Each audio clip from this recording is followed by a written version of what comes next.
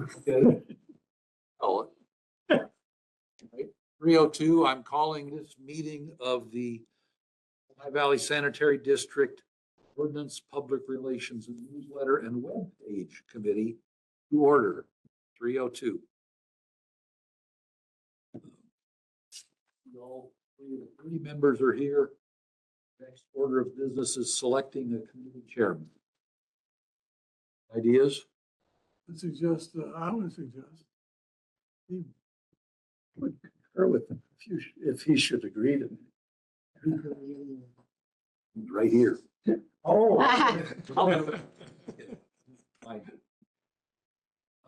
Public comment, item 3, public comment, items not on the agenda. Do we have any? There is some I public don't- on this. Oh, we do have. Two documents. Yeah.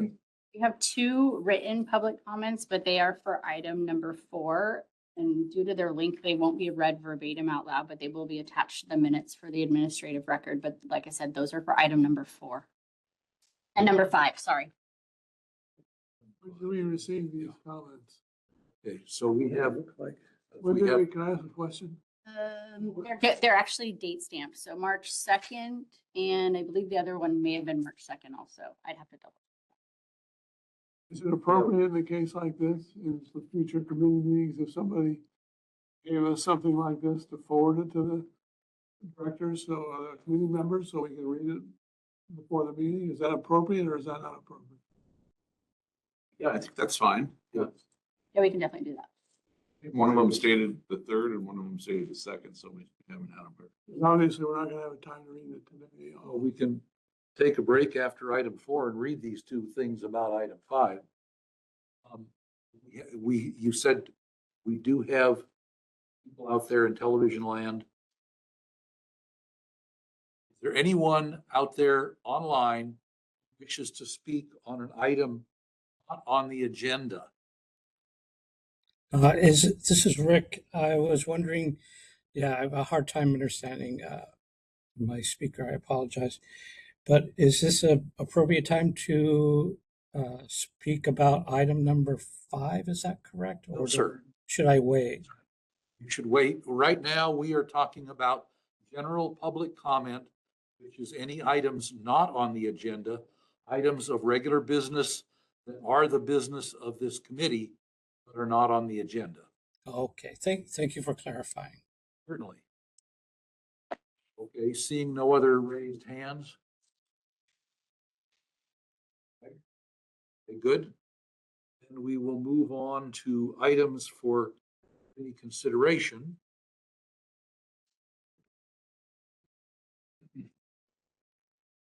And the first one is item 4, review and discussion of revisions to ordinance OVSD 65, district contracting and purchasing policy. Huh? Yes, so there's a memo here in front of you for your review. It includes a summary table of some of the changes, the important changes of the red line versions that are also included in here. What this is this is a proposed update to district code in accordance with the Uniform Public Construction Cost Accounting Act and AB 2192. Specifically, it was an update of dollar amounts for various means and methods for authorizing public codes. I'm happy to go into the details if you want me to, or It's increasing levels of authority, at least of the general manager, and requirements for formal or informal bidding. correct. Questions of staff? Actually, Mr. Chair, I have prepared a little visual aid that helped me understand how this is going Okay. together, and I want to just pass this around. Folks.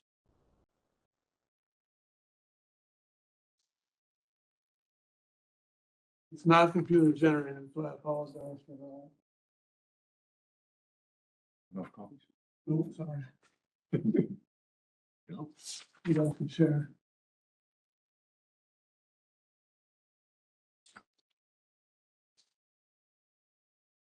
Yeah, I got myself a little confused before the board meeting, last board meeting, about how this was all working, so I just put together, this little plot. And, there's actually, what I hadn't realized until I read it in more detail, there's actually two issues that are completely separated. One is what are our formal input, what are our bidding procedures that we use depending on the size of the project? That's the bottom half of this plot. Yep. The top, the middle of the plot is a line showing where the authorities are. You could change one or the other, you don't have to change them both. So under bid procedures, all the way to the left there, if we're between 0 and 30,000, we can do contracting by force account, which is using our own staff. I assume that's what that means. Yes, We can do negotiated contracts. We can do purchase orders, which have to be signed by somebody, I assume. Who would sign the purchase order? Depends on the size according to. That depends on what the authority is of the signer. Okay, well, anyway, Upper- purchase order, or you can do informal bids. And then if it's over $30,000 and under 175, it would be governed, the bid procedures would be governed by section 3.4 of the ordinance. Informal bid procedures, they're outlined in quite some detail. And if it's over 175, these are the currently, then you go to section 3.5, which is the formal bid procedures. And those limits are independent of the line above it. The GM authority is 15,000. Anything over 15,000 requires board award authority. I think the two are somewhat related. Suppose there's a project that is between 15 and 30,000. Well, then the general manager would have to get an estimate, come to the board, ask for the money. If it was like $17,500, he would bid it out with either force account, negotiated contract, purchase order, or informal bids. But before he can spend the money, Still have to get a board vote. have to get a board vote. Yeah. And so there's really two issues here. What procedures do we use for the size of the contract? And how much authority do we give the general manager? Now, the next thing I did was I was curious, how much, because one of the arguments for increasing the limits is maybe staff is spending too much time getting staff reports and getting bids and all that. So I looked at every regular board meeting in 2025. And there were 12 regular board meetings. And on those agendas for those board meetings, there were 20 total times that we asked the board was asked for approving Contract? expenses. Like wastewater treatment plant filter, pickup truck, decision services, level sensors, SSMP, plan update. I went through and I made a list. There were 20 range from 8,000 up to 690,000, something like that. And there were 20 total. 7 of them were under 30,000. 12 of them were under $75,000. So if we adopt the policy as shown here with $75,000, we'd be approving only eight times a year we'd be, if that trend continues, 8 times a year, we'd be asked to approve projects. Now, I don't think that, I find the project, when they ask us for money and they explain what it's for, I always find that as a good learning experience for me. I learn what the district is up to, what's going on, how are things working, what's not working, how does staff function. It's useful information. So I don't find that we're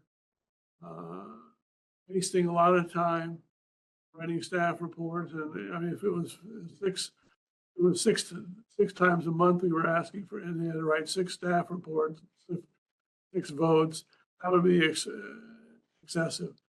So my leanings, then I asked myself, why are we going from $15,000 to $75,000? It looks like that might be, I'm just guessing here, that might be an attempt to reconcile the two different parts of this. plot. Because if you make it $75,000, then then the GM authority would line up perfectly with the force accounts, negotiating contracts, purchase order, informal bid. I don't think that has to happen. I think we should more make this decision based on how much responsibility does the board want to delegate to the general manager? How much do we want to keep for ourselves? So I'm kind of, I remember at the board meeting, Randy said something to the effect that since 2011, things have roughly doubled. And I was meaning to go and look at that and confirm that it was double. But I would be perfectly amenable to increasing the general manager's limit. But I'm reluctant to go lose that contact that we have with. I don't want to reduce our authority more. Okay, I'm leaning towards, I'm only 1 out of 7. Leaning towards moving him from 15 to 30. And that would, if the trends of the last 2025 persist, it means we'll be average, on the average, about 1 time a month, he'll be having to ask for something. I think, just correct me if I'm wrong, I think we could change the authority number and still require notification of any project of a given size. And so. Are you talking about notification or approval? I mean, those are Well, different. those are two very different things. We could have different limits for both, I think.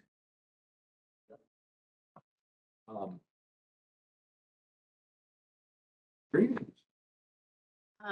So just reminder that at the board meeting, I mentioned that these will almost always have to come to the board regardless because there is no funding for these in the operational. So it does not necessarily reduce the amount of time or number of staff reports because there is no miscellaneous fund for these sorts of expenditures because our budget is balanced. Because they're always It is put all into accounted for. reserves. That's correct. So After doing the work anyway, we might as well approve the money. well, it'll come to you to approve the money because it will require a transfer almost always. They keep very little in the operating accounts. Most of it in the reserve account.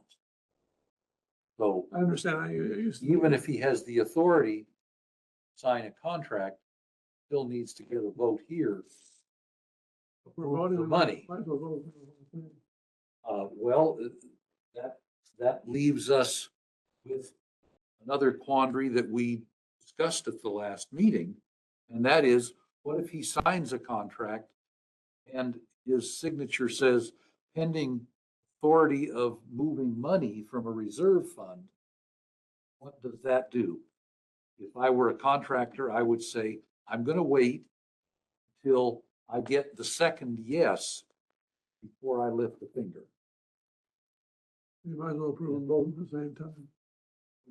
Two things, we're just being asked to approve. It's raise, it's increased authority. It seems to me, I very much appreciate you did Yes. go through and come up with those statistics. I was thinking that would be a good thing to have. We now have that. And I think what you just brought up, having to transfer money, that exists under whatever approval authority we have. That problem exists now and it'll exist under. Right. So we've not had to address that the last 5 years that I know of. And I know that it's going to be a big issue even if we increase these. So whether or not we're going to have problems with not having money transferred. So, Well, if, it's a problem that's existed all along, but it's never surfaced as a real problem. The potential. because for we that- were always having to vote on the Yeah, transfer of money. So I don't know that, what we're being asked to do today is just increase the approval authorities. we're not addressing the issue of how this ties to the rules to move money between categories. What budgets, I don't know. Counts, yeah. And I'm kind of curious, where is it in the code that it says we have to approve transfers from reserve accounts, operating accounts at any given level? Does anyone know? Your reserve policy. Yeah, I'm not sure that's in the code. I think that's just a. Reserve policy, I believe. The reserve policy is a document separate from the code. I think that's one. Well, another Okay. Which of the standing committees then is responsible for updates to the reserve policy and other policies? This one. This one, okay. Well, I think we should probably take up that question, another meeting. It's not on the agenda today, so. No, it's not on it, that's right, we cannot deal with that topic today. But our general manager is still hamstrung. Any contract over 15,000. I would prefer not to. use the- Any contract of any size that requires a transfer of reserve funds. It's always been the case, so that we don't necessarily. I guess what Kirchhoff said is that he was willing to go from 15 to 30. As I read it, that applies to 1, 2, 3 of these categories. 4 maybe, or 5 if we include the disposition of property. So which categories were you referring to when you said going from 15 to 30? I was referring to the general manager's authority. Well, that's, The only $15,000 limit we have there. There's a 15 there, there's a 15 here, point one is. So this is there's a the 15 here. Also on the second page. Second page, On the second page, It's it's a 12 and a 5. Yes, there's no I didn't change to see item those. 7. Item 7 would still keep that under that amount. Oh, This is okay. today's packet. I don't know, these are the second to last page. This is the packet. The change order correction. Because remember, that one has the super small because of the 10% not to exceed, so Less than it almost 15, always ends up being he has a. way less. 15 to 10% or. And over here, all he does is says the same thing applies to Award authority, Professional authority. 15. 15 or less and more approval. More. Here's award authority at 12. And disposition is akin to award authority. There's 5. Position. I'd be willing to change all of it to 30. All the 15s to 30. 15 or less to 30 is what you mean. Allison also mentioned on paragraph 7, there's a change authorization too, which says change orders, the maximum amount of 10% of the original contract price or 15,000. So you may want to consider bumping that 15 to 32. Where, Trying to where make are you referring to paragraph? it's on the very last page of the ordinance. It's called In the ordinance. change orders. Oh, I missed some of those in the board agenda pack. What you did was useful, Jim. Thank you.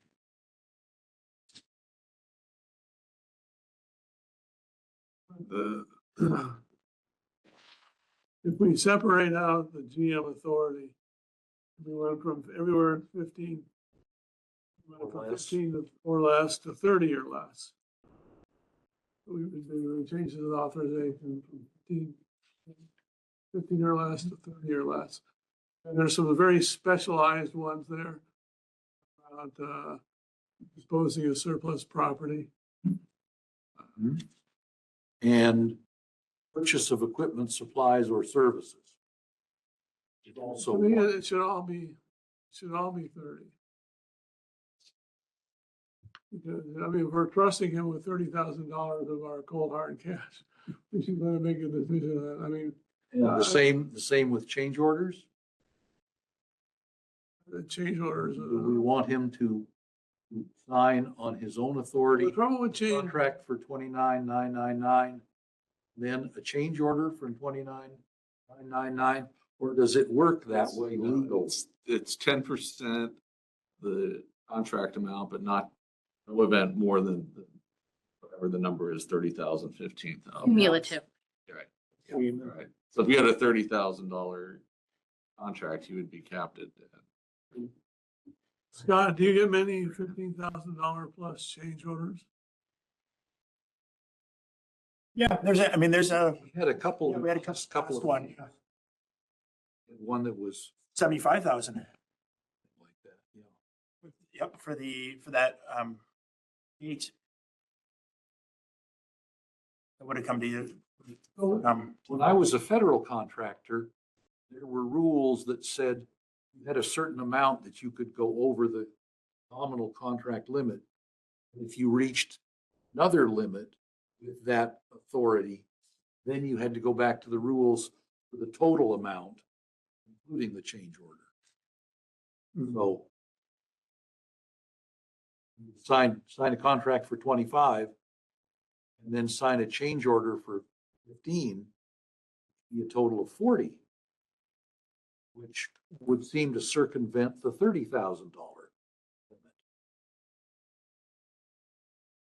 limit. So, actually, I've got no objection to the 30, those 5 categories. Currently 15 or less, or 30 or less, if you count 3.3.1. No? Wasn't particularly concerned about those. The bigger ones I'm concerned about are the 75 up to 220. I don't know where we want to split this into, let's discuss the little ones and then discuss the big ones. Well, let's discuss the little ones first, sure. Okay. Because the big ones is just determining what kind of bid procedures we go through, independent of the general manager's authority. Right.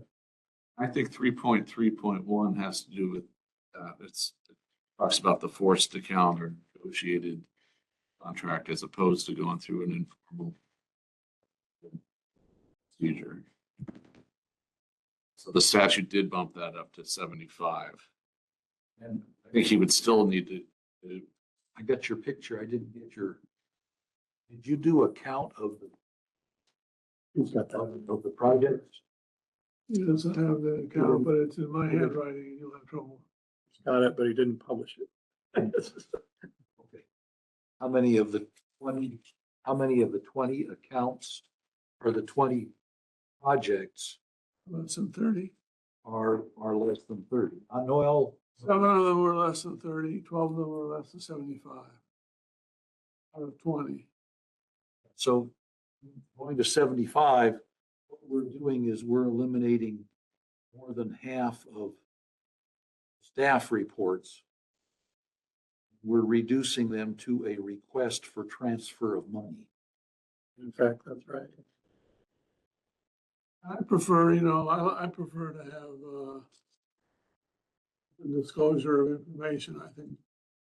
I like having staff reports posted online, explaining what we're doing and an opportunity to review it and everything. So I'm just personally just I have an innate reluctance for, it's completely unexplainable. Increases limit from 15 to 75. It's called prudent management. Thank you. That's another way of looking at it. Well, I mean, that was my general comment I think I made to Scott, was that when we raise these approval authorities, we could give Scott $1 million approval. We wouldn't have to have board meetings. We wouldn't have to have board meetings, but the point is the board isn't here necessarily to help Scott. We're here as the public's eyes, watch what's going on.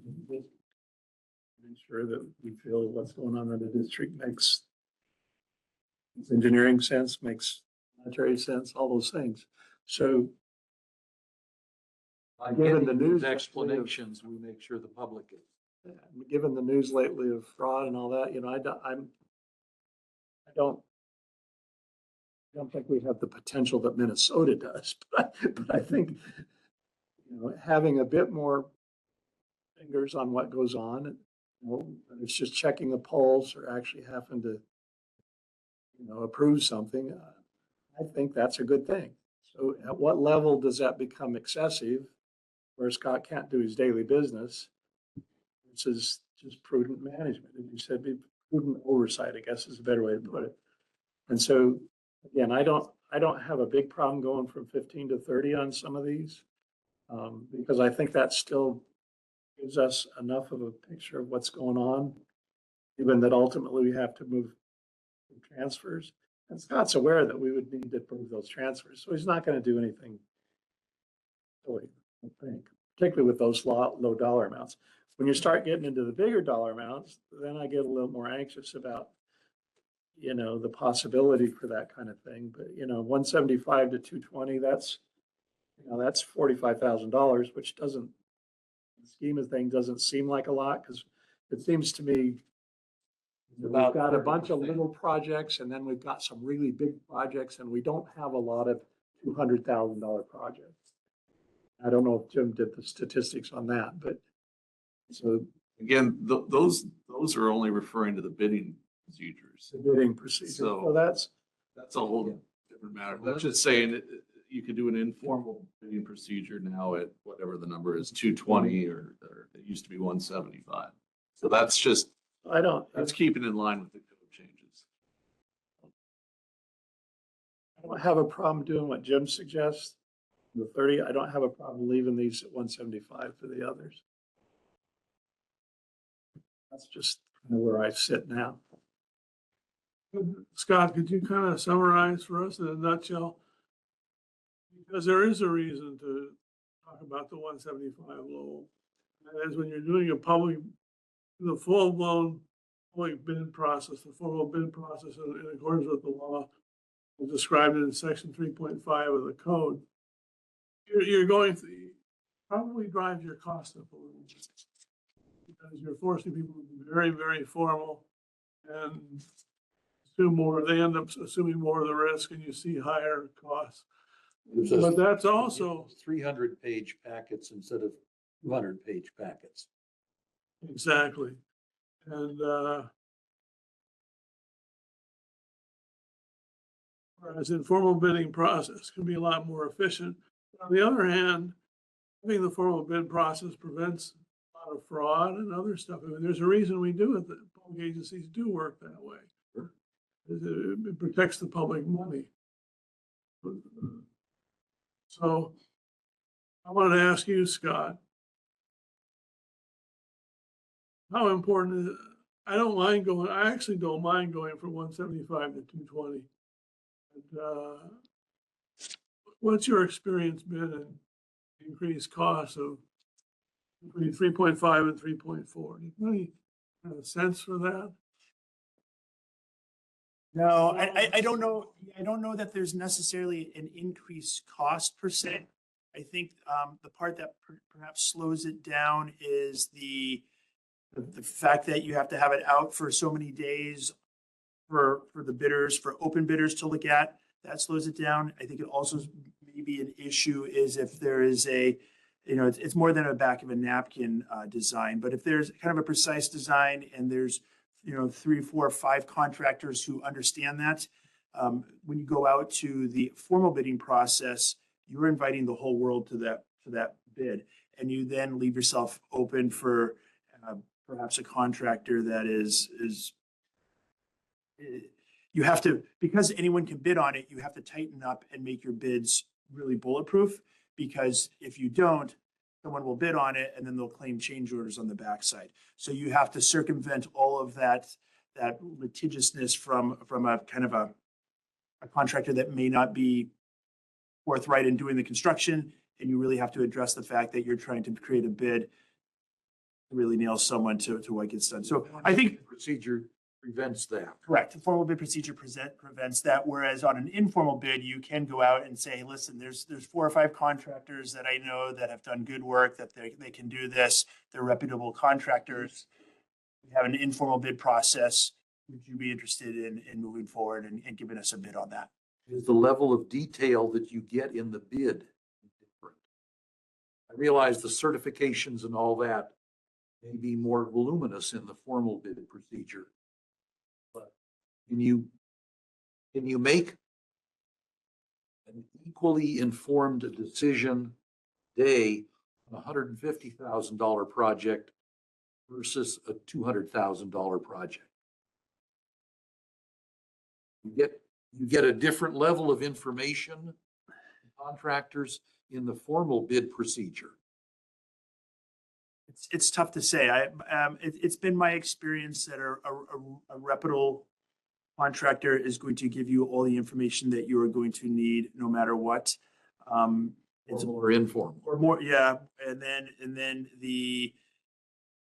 it's been my general, in general, the times where you see contractors that are a little bit more litigious, let's say, they tend to work themselves in, not on an informal process, because they weren't invited to the table.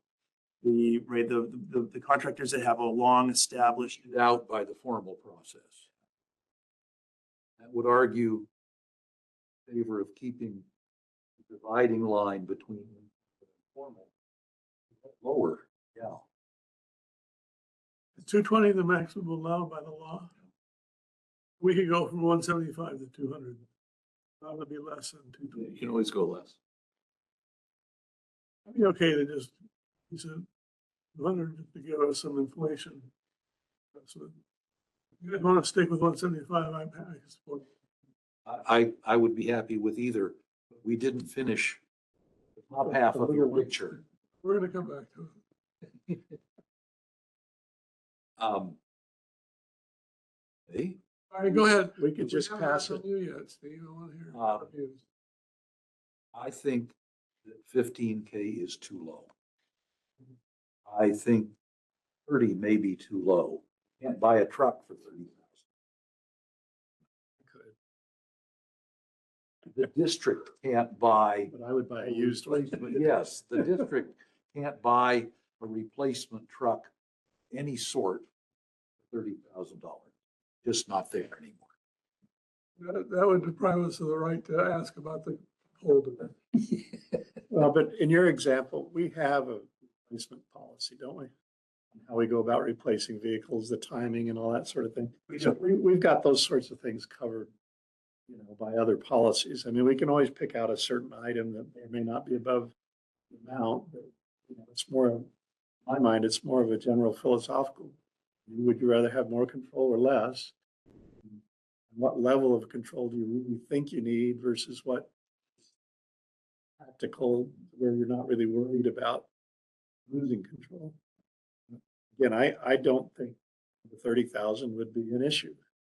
No, I could see You're arguing going. for a little more. Is what you're saying. I'm saying, from my point of view, going above 30, I don't know, maybe to 50. Maybe not, but that would not be an issue for me. No. Because once again, these fund transfers, we still vote on. We still have all that at the end, right? And I would assume it's more for me, matter of how efficiently can the general manager get projects in front of the board. We ultimately may have to come up with a way where he doesn't have to, I've got 25 here and 62 there and 47 there. Have to show each of those before we transfer. We may have a way where we just say, group it together. You know, we can make that. If smoother for they're them, different right? topics, they're likely to be just separate votes, but the point is, and I would ask Scott, how much you feel inefficient or constrained in reaching agreement with people, independent of the fund transfer business, which is still there, may be subject to a different meeting.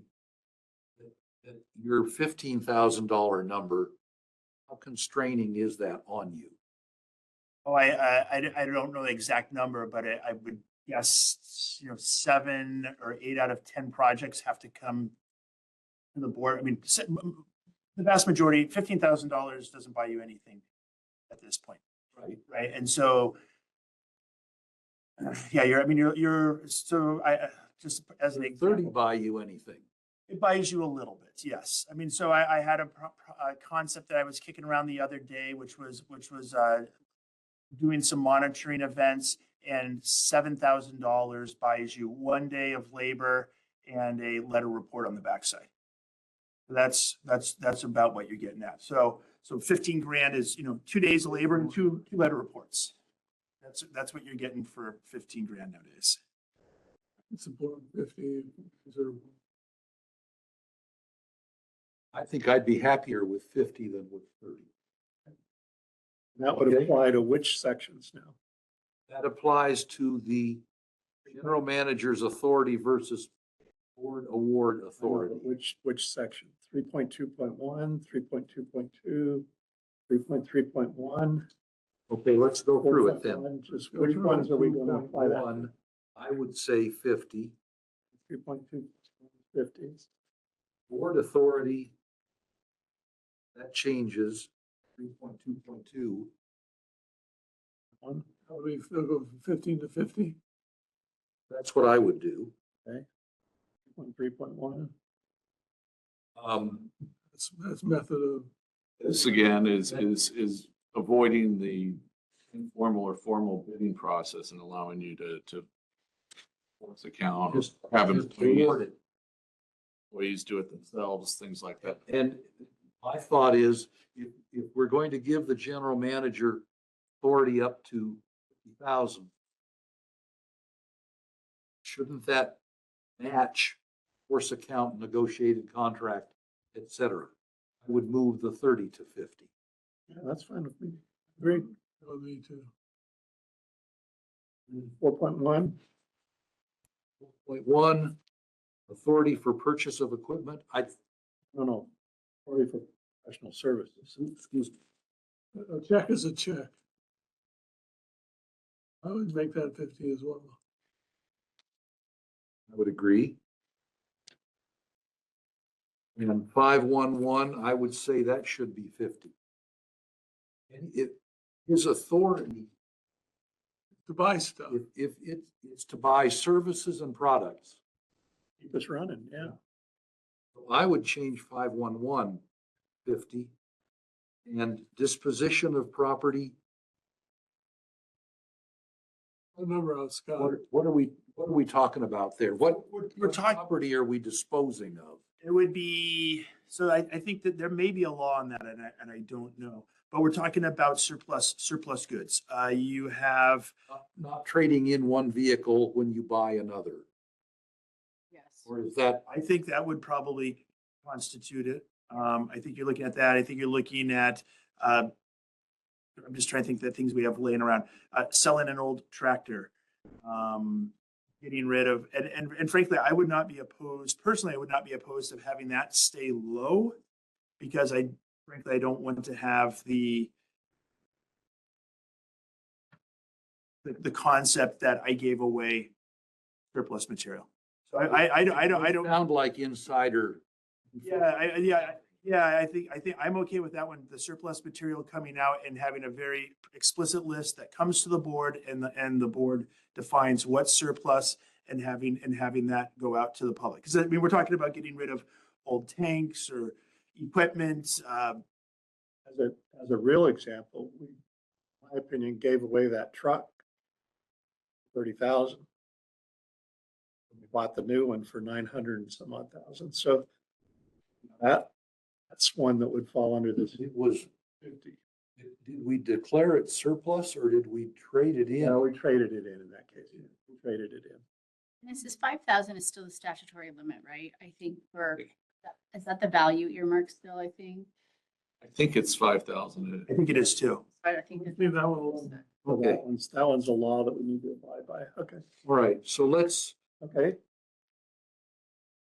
Chris. So we would move GM authority to 50. And that takes care of the upper half of the picture. Yeah. The lower half of the picture, it doesn't make sense to me to give the GM authority to 50 and not move the negotiated contract limit, for example, other than to the same limit. Other than the same room, already at 175. No, they're at 30 right now. What are you talking about? The law says it could go to I 70. thought we already said those. All three of those at the top were 50. Well, GM had 50. So GM had 50,000 off of the first What are category. you talking about in this table? All the ones in the table that we were talking about. We took care of those. So We which haven't one we taken talking care of about this now? one. We haven't taken care of this one. What is that one? Where is that in our list here? I'm sorry, I wrote 50 in already. 3.3.1. That's the one you're talking about? Yeah, That's what I thought. I Okay. thought that should be 50 also. Yeah, we. Okay. Right. That's a different category. I just didn't notice that. So we're good.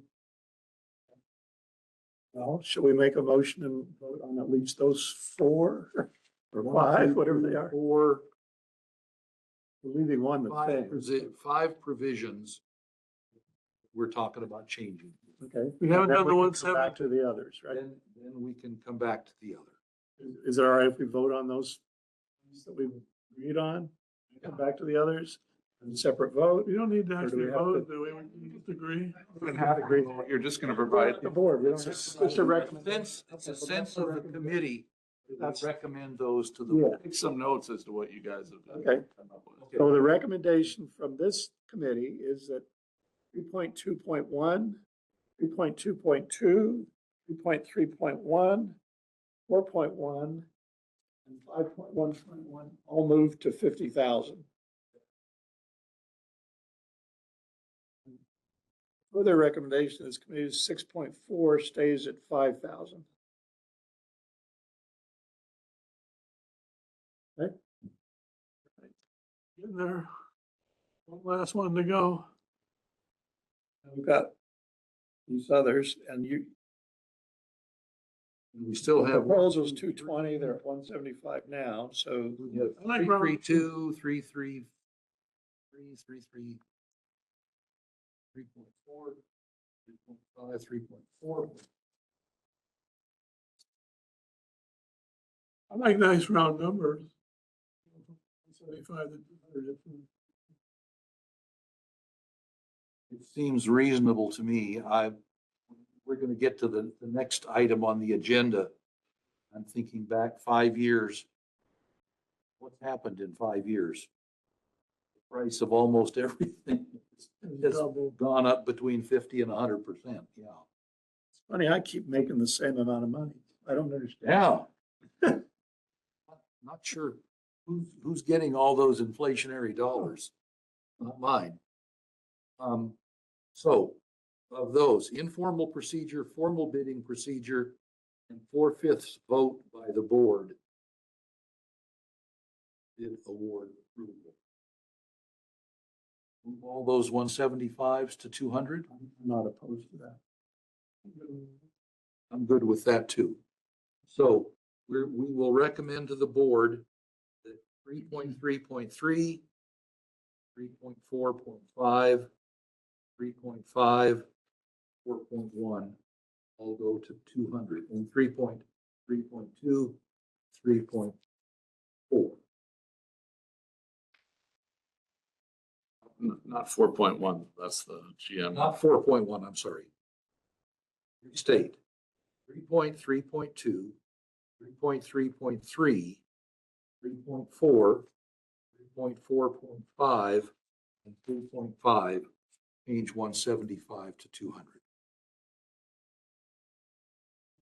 Note, were there any other red lines in the current ordinance we did not address with those changes? I don't think so. question someone brought up was that the last page of the ordinance had a change, the 10% thing.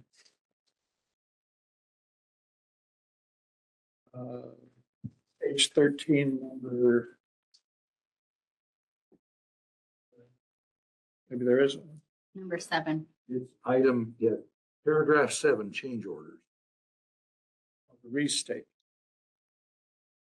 No, not the restatement, the paragraph above it. Item 7, change order.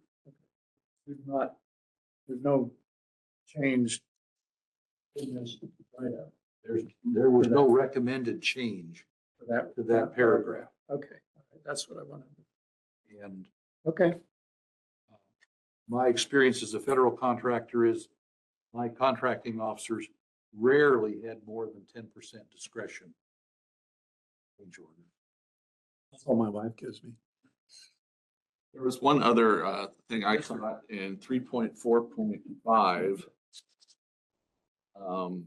There's the second portion of that it says, you know, in excess of $200,000. If all bids received are in excess of, and we're changed it to $200,000, award by passage of resolution by 4/5 vote, they award the contract at, and then they have a new threshold there, which is going to have to be over 200,000.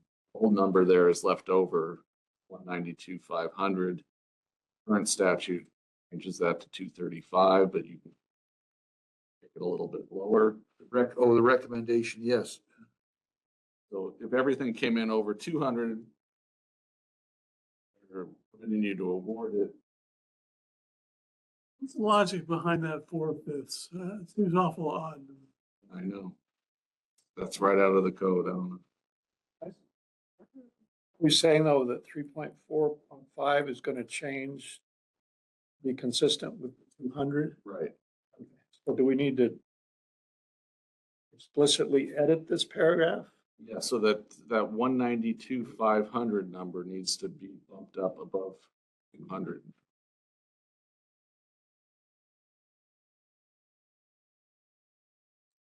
Keep it on. My impression from our previous deliberation here was that we had agreed that the numbers, we only agreed that 175 in that paragraph would change to 200. So we need to think about resolution by a 4/5 vote. Let's say up. It was 10%, Dennis, so it's a 10% differential between those two numbers. Mhm.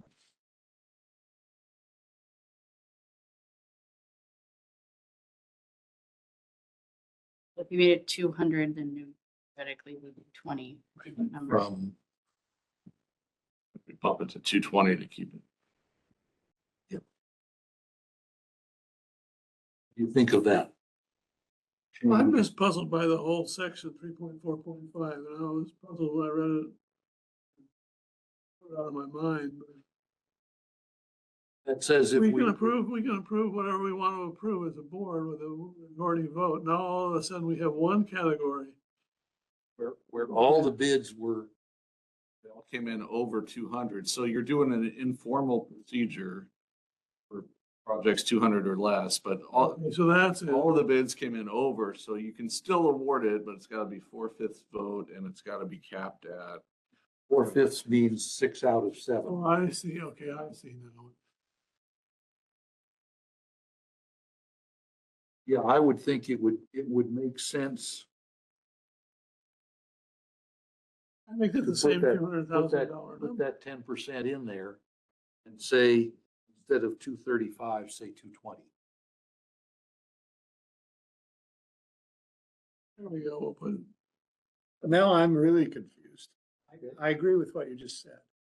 But this assumes that they all come in excess of 220. No, if they all come in excess of 200, remember the first part of 3.4. Yeah, but what if they? We changed that to 200. Here's what I'm getting at. Let's say we that's out some for bid. Scott's authority is 200. We go out to bid and they all come in at 300. You would have to. Then we gotta do formal. Yeah, so I think it's an informal bid that we think that's gonna come in, and we do an informal bid that all bids come in greater than 200. But if there was a 4/5 vote, you guys could award up to the 10% without having to rebid it as a formal bid. Or any other number. Can we write Title. those words into this paragraph so that it's clear? It's very not clear to me now. There's nothing about informal or formal or any of that. Going back to bid, there's none of that's in that. Yeah, paragraph. I mean, I think because it's under 3.4, which is titled informal. That's probably, I think this is taken right out of the code, as I recall. Yeah, we can. No, that doesn't mean it's clear. That doesn't mean it's clear, as we'll find out. We've discovered earlier. Well, if we leave it at 220, that's 10%. I'm fine with that. If we're happy with the language in the paragraph and it's consistent with what we've just done, I'm okay with that. I just think the paragraph. Are we okay with it? Dennis, are we okay if we move at 220? Yeah. You can go all the way up to 235 if you wanted to, but I think keep it proportional. 220 makes sense. I'm back to the 10%. Yeah. Anyway, the future So generations. we will recommend to the full board that in the last sentence of 3.4.5, that they change 192.5 to 20.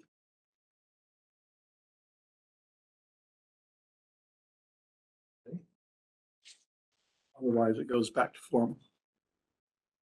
Or another bid. Okay. All right. See how easy we are. Are we through with item 4 then? Did you guys make any changes to number 7? Because otherwise that is very limiting as it's stated.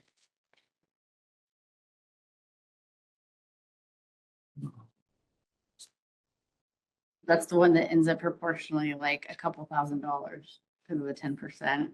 10% of the general manager's award authority. So if he only has $50,000, then Right, so you would just change that 15 to whatever they're changing everything else, and then it still ends up being not to exceed 10% of that cumulatively, so it's not really 50.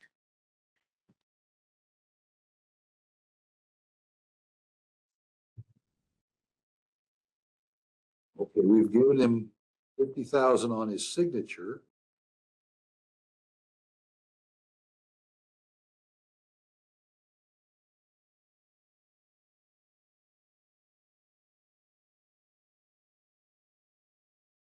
I don't think 10% of the general manager's award authority should be in there.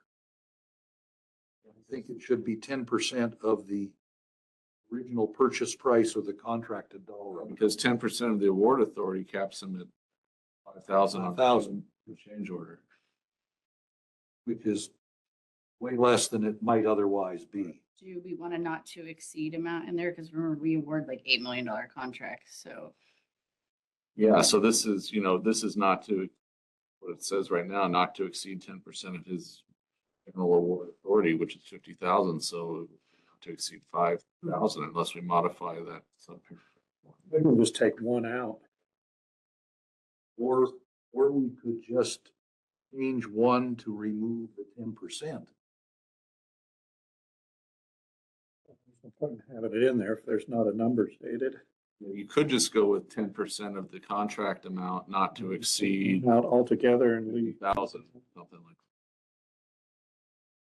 I could go for that.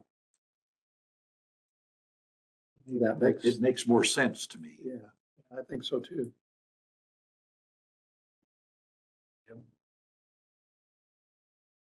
Right here.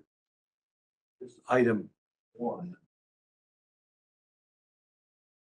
It's into 10% of his award authority. 2 limits him to 10% value of the contract. Latter makes more sense to me. Same. Okay. So we just scratch one altogether. You guys taking notes over there, Scott? Yeah, so you guys are scratching one, you know, you update, are changing the maximum amount. 15 to 50. Is this what's 10% not to exceed 50? Yep.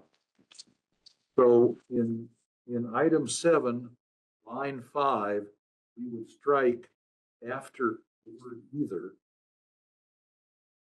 Strike the next line. Strike the next line where it says either, now it says either 10% of the original purchase price. In fact, we don't need the word either. Shall not exceed 10% of the original purchase price for the contracted dollar amount up to a maximum of 50.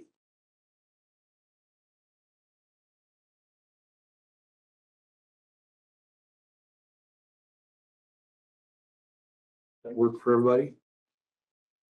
Well, the original intent was the 10%. It Yeah. seems to me for these contracts, the 10% we're talking about is 20, not 50.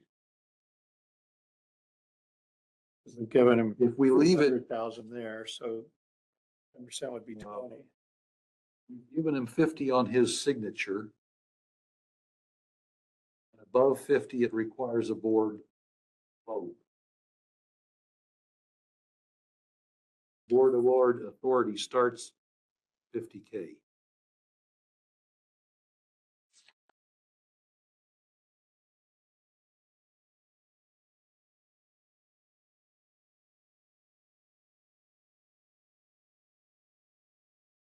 In this scenario, if there was a $400,000 contract and change order came in at 40,000, You can sign it. Sign it. Yes. I mean,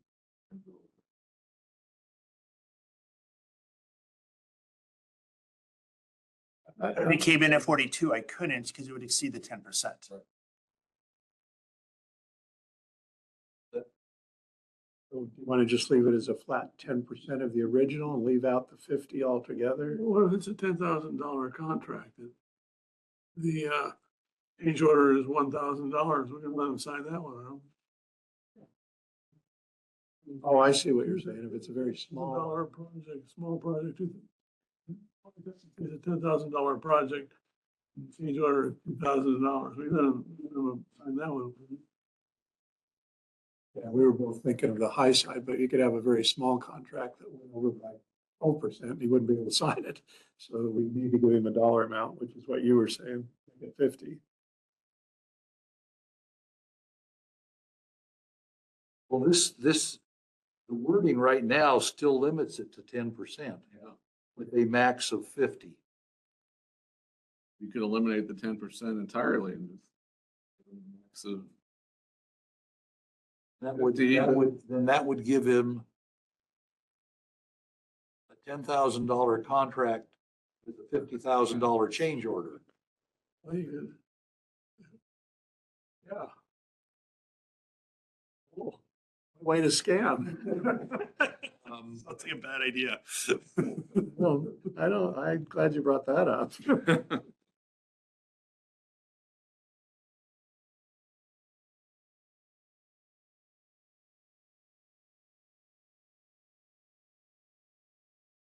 I don't like 50. I think 15 is too low, but anywhere, somewhere in between. So I just like 10% of 200 is, that's just makes it consistent with.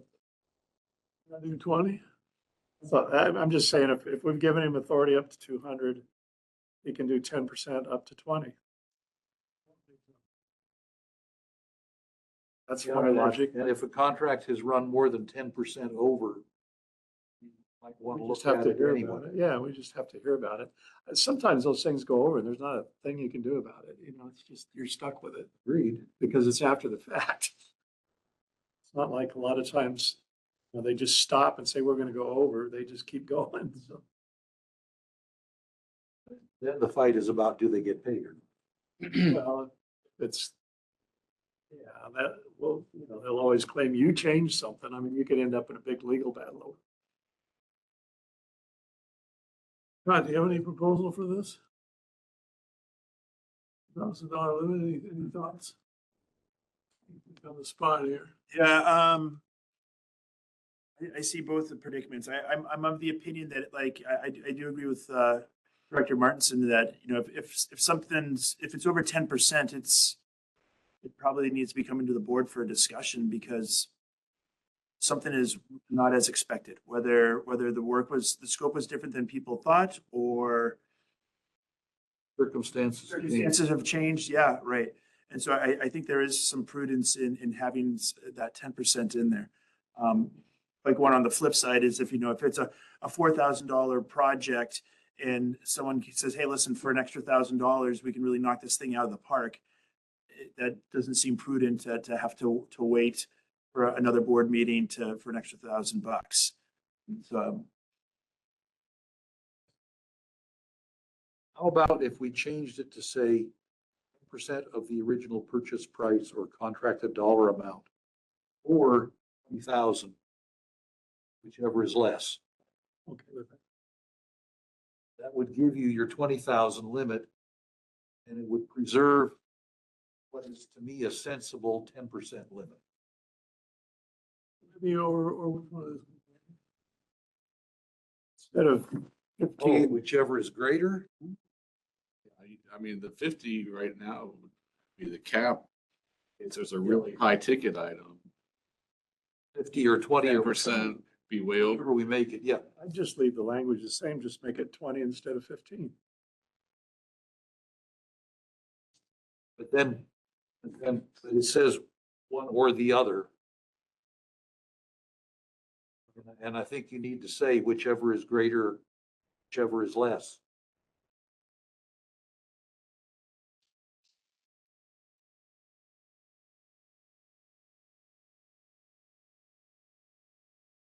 So Right now it's less because it will not exceed either. Right now it says whichever is less, yeah.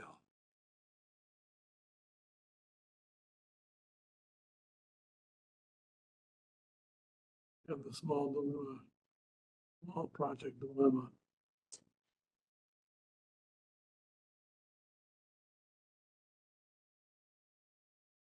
My brain's fried. Scott, why don't you come up with something? yeah, if you guys want me to come up with something, I'm happy to do that. But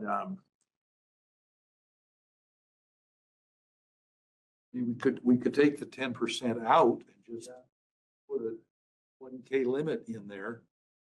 Then that gives us $5,000 contract with a $20,000 change order. you could also caveat it with any contracts exceeding the general manager's authority, right? So that if it's a $30,000 contract, which is within the general manager's authority, and it was an extra $5,000, so it would make it 35. So it's not exceeding the general manager's authority, then it would be exempt from this, and this would really be in tune with the high amount contracts. So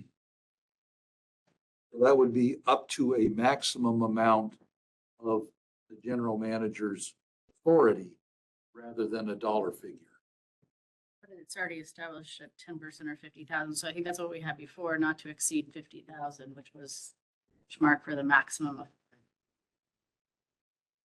We've already recommended We 50 could, for the we could maximum. do 10% to exceed 50,000. Then maybe a little carve out, notwithstanding that, for contracts less than whatever, $10,000, you know, God has authority to. We could work on something like You that. tier them and just say X amount for contracts under X percentage for, because then at least what your maximum amount is. Yeah, if you'll take a shot at that Yeah. language, I think what we want to do here is recommend that we give Scott authority to change orders up to the limit of his authority, period. Whatever the contract is, I'm not too worried about $5,000 contract with a $44,000 change order. Well, think of it this way. I'm a contractor. I know what that says. I come in and bid 5, knowing full well, after I'm awarded the bid, I'm gonna jack it up to 30, just because I know how your system works. And Scott just happens to be my good buddy, and he's gonna approve it. So I don't like that. Hey, No, I appreciate that. So I don't see why we need, it says shall not exceed either 10% or to 15,000. I don't know why we need to change the language at all, other than changing that 15 to a 20, another number. I don't see why this says it's either 10% or a max of, my idea, now it says or a max of 15. It's either 10% or it's a max of 15. How do we make it 20% and 20,000? Way. No, I don't think he's authorized to approve anything up to 10% or 20%. 20,000. Here's the one thing about that I'm not arguing with the others so much, but every time we ever did an AFE, authority for expenditure, we always wrote up all the numbers to our best of ability and added 10% contingency. And I'm assuming any contractor that comes in with some sort of a job for us adds in a contingency as part of their bid. And then we say 10% over, so now they've got 20% over in effect relative to what they thought it would cost. If we make it 20, now we're saying 30% over what we, just thinking of how people write bids. So in other words, I don't want to give a contractor, knowing what we have written, leeway to put in a lowball bid and then knowing they can jack it up later. Not takes any consequence for that, because Scott, again, is my good buddy and he'll sign it. Well, So that's the only thing I'm trying to avoid. And you know, it's Yeah. happened before in the world. it has. And so that's why I would prefer to leave it at, 10%, 20,000, or you want to go 20%, 20,000, I'm okay with that too, but I just don't want to get too far out of the range of 20% makes me more nervous than the 20,000 does. We can leave it at 10% and 20. I feel better with that right now. As Scott said, if something runs over more than 10%, Something else. something has gone wrong. Yeah. The board needs to know about. Possibly, yeah. We could be in a situation where the design we have is just flat not gonna work. And maybe a do-over even. I mean, we can get way, that's happened before too, so. So I'm okay with 10%. let's do that then. I gave you a deletion in draft 7 already. Beginning with the word either, ending at the word 10% of the original purchase price, and then changing 15,000, 20,000. No recommendation? See, senor. Work for me. Excellent. Right. Let's go on to item 5. Scott? Item 5 is a discussion on OVSD Ordinance 182. Is the ADU ordinance, and it is bringing up, essentially it's bringing up our ordinance to reference the new code that was enacted in SB 477 that went into effect on March 26, 2024. And it's references to specific government code here in the state of California. I have a couple copies of OVSD 82 if anyone would like a copy of it. And I think there's a public comment as well.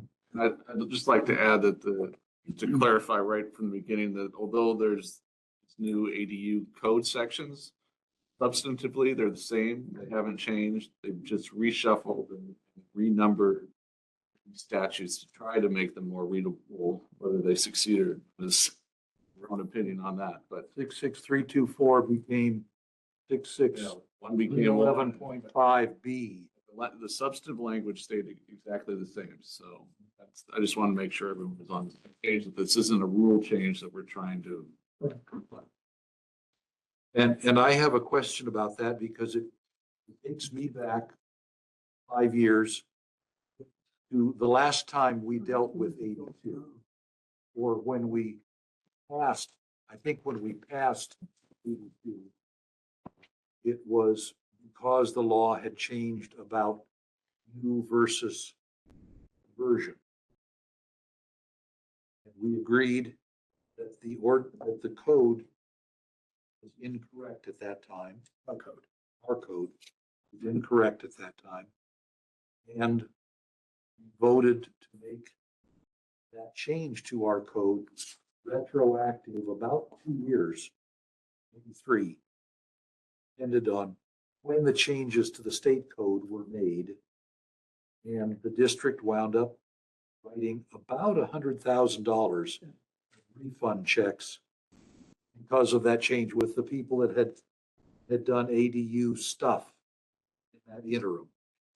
And so my first question for council is, when did this language change?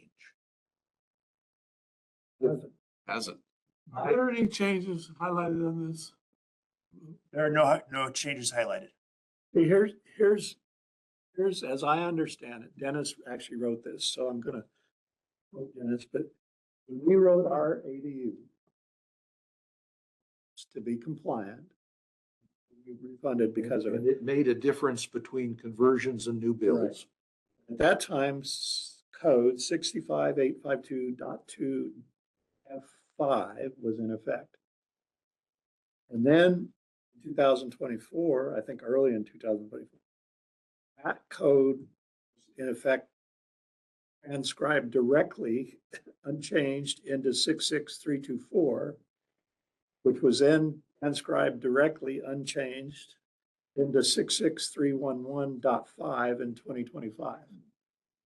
And so the question Dennis and I had the other day when we were talking about this is, it's conceivable, as much effort as we put into that at the time, we may not even then have been completely in compliance with this code. And in particular, the section we're worried about is 66311.5, section B. It would be worth everybody reading that. I didn't bring a copy, but it would be important. I Got this one, I brought a handout today. So you did, I did too. So Copies of the. 66311.5, section B, turn on, is, I could read it. This is the one No, section B. here. I only brought 3 pages. my question for Dennis is, at what point did the language that was somewhere in 65852 that became 66324, that became 66311.5 B, when did that language change? Or did we 5 years ago just miss that? It hasn't changed. It's the same 5 years ago as it is now. Then why? Because there were other parts of the state code. I think it was all in 65852 somewhere. I have it, I that have it here. caused us to change our code to differentiate between new and conversion.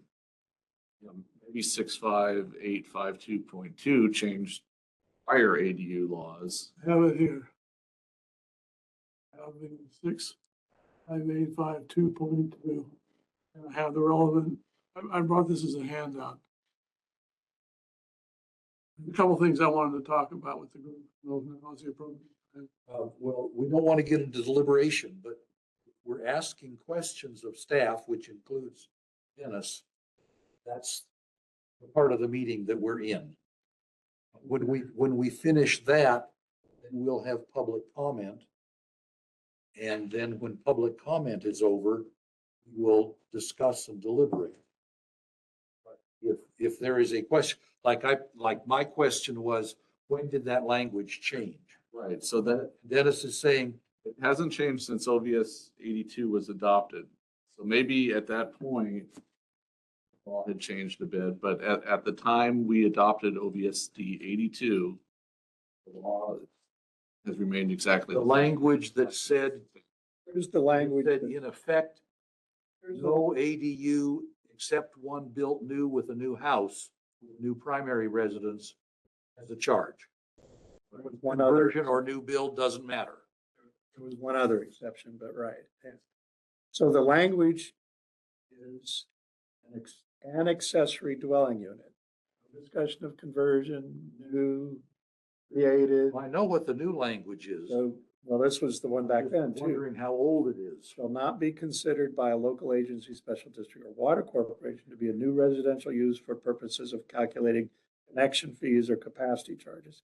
So if you leave it at just that, I would say we can't charge any ADU those kind of fees. However, Unless it's new build with a new build primary. however, it goes on to grant two exceptions. One is unless the accessory dwelling unit was constructed with a new single-family dwelling. In other words, I call that the vacant lot. You build a house and ADU at the same time, you can charge fees, which goes to what Tim had said at the last meeting, that we are authorized to charge fees. We are, but only in certain circumstances. Then it goes down in section E, which refers to detached accessory dwelling units. Local agency, special district, or water corporation may require new or separate utility connection directly between the accessory dwelling unit and the utility. To my Which we knowledge, we've typically never don't do. required anybody to do that. But if we did do that, connection may be subject to a connection fee or capacity charge that's proportioned to the burden, all that stuff. So that's fundamentally that language has not changed since 65852.2 through 66311.5, which was new this year, 2025. So that's the problem. And I drew this out because Dennis and Scott have both seen this, but I'll show it to you guys just because what I drew here was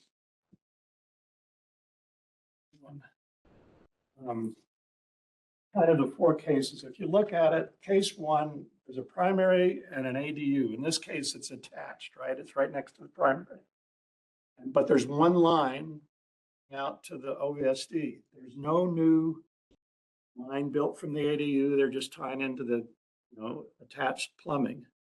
So our ordinance has been corrected so that we can't charge fees for that. And 66311 also says no fees for that.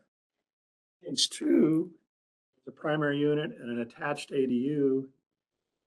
But there's a line now from the ADU that it connects to the existing line from the house. There's no new connection to OVSD in that case. Both cases, by that I mean our ordinance and 66311 don't allow fees for that. That was Allow capacity charges or connection fees. or connection fees. And that's, Is that is case two? case was the basis for our refunds back then. So now case three, Case two, is that built over existing accessory structure? Or is that a new? that's an attached, We call it like a conversion. yeah, conversion of a Conversion or existing space. Conversion of attached space. So case three is a detached ADU. In this case, there's a new line built from the ADU over to the existing lateral from the house to OVSD. There's no new connection to our line though. And this case three is typically what we're seeing in our hearings or our determinations that Scott's been making. So by our ordinance, as it stands now, we can charge a fee for that and have been.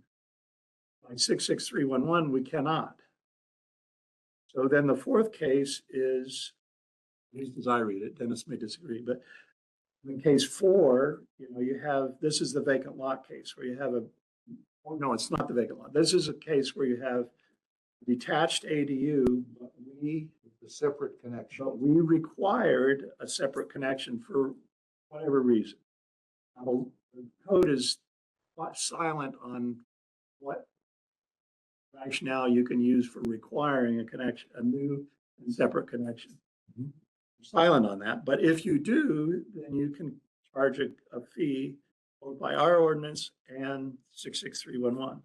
So the problem we're having is case 3. That again is typically what we're seeing. People tie into their existing system. There's no new connection to OVSD. There's additional fixture units, but there's no new connection.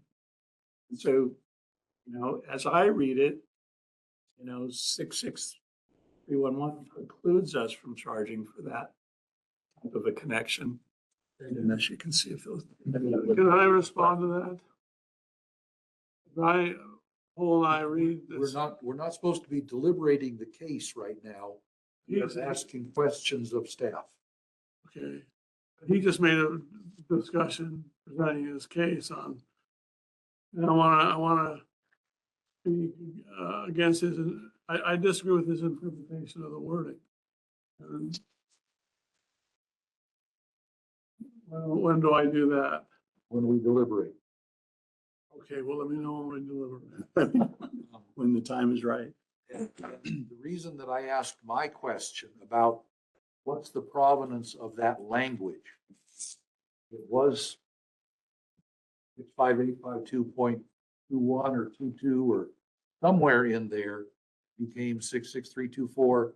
It became 66311.5B. How old is that language? Because the question behind the question is, did we do ordinance 82 incorrectly 5 years ago? Yeah, this language was in effect when we did OVSD 82. So to the extent there was an error, it was in effect at that time, and it's changed. Okay. So And now we also recall that OVSD 82 was submitted to the HCD to approve it. Right. They looked it over and they approved it. So in their opinion, we were good. We didn't have an issue.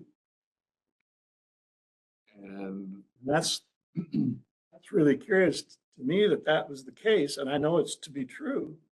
But today I went and looked at other ADU laws, for instance, Santa Barbara and Montecito, and they don't allow connection fees except in the case of a brand new line, which would be the case 4. That seems- which is case 4 well, that seems, line connecting directly to the main. to the ADU, the new line from the ADU to the.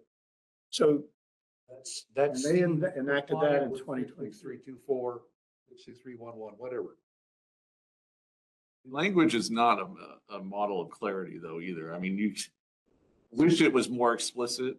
It kind of says that we may require a new connection, and if we do, we can charge connection fees or capacity charge. That doesn't explicitly say, if they connect into an existing separate lateral that we're prohibited from that, but that's definitely a reasonable interpretation. Yeah, that's my sense. It allows you to do it in this case. There's no allowance made in other cases. And I would agree with you that that's what the current language in 66311.5B says. I happened to be chair at the time that we did 82. We thought we were strictly conforming to the state law and drawing a difference between new and converted ADUs. And you're saying, I don't think this distinction, you guys are focused on new versus converted.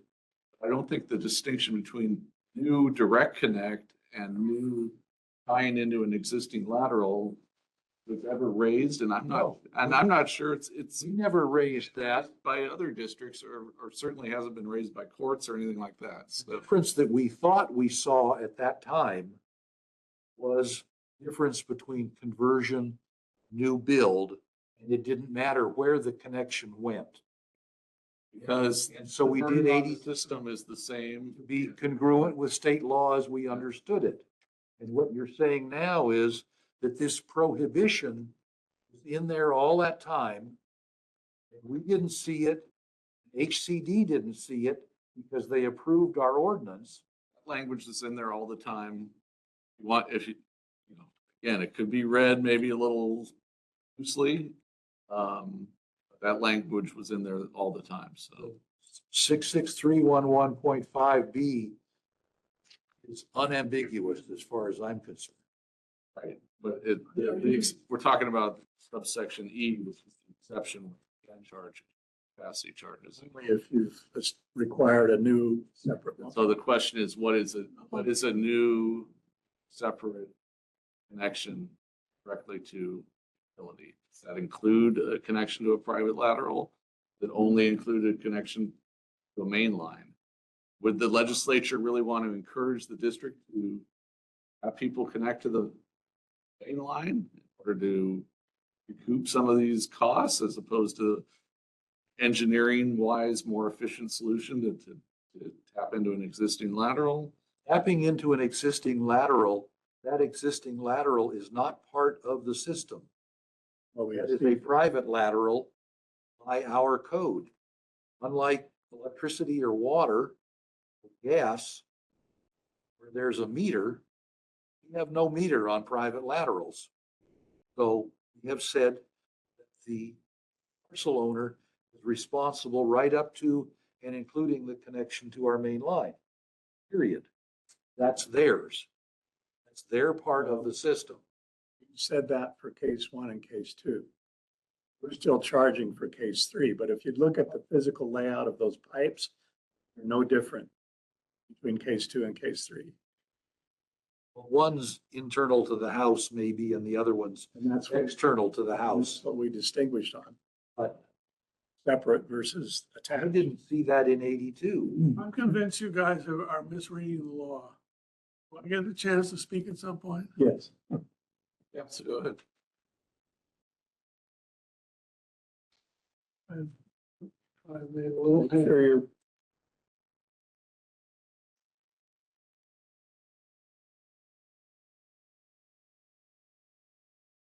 Sorry, yeah. Yeah. There's Denmark. No, that's next week.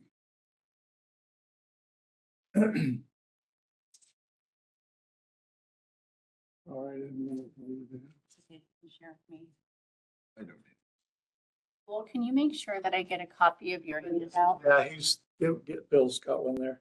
Sorry, I didn't know we were gonna have this many people. This is from the I've seen. older version of the law. I haven't done the research to find the latest code numbers, but this is what was in effect, and Dennis says it hasn't changed. I wanna walk through this one piece at a time. I think the wording is clear. On the first page, where at the bottom it's marked ADU law, is item E1. E, by the way, are the principal headings of this section of the code. Even though it's a small e, it's the principal heading.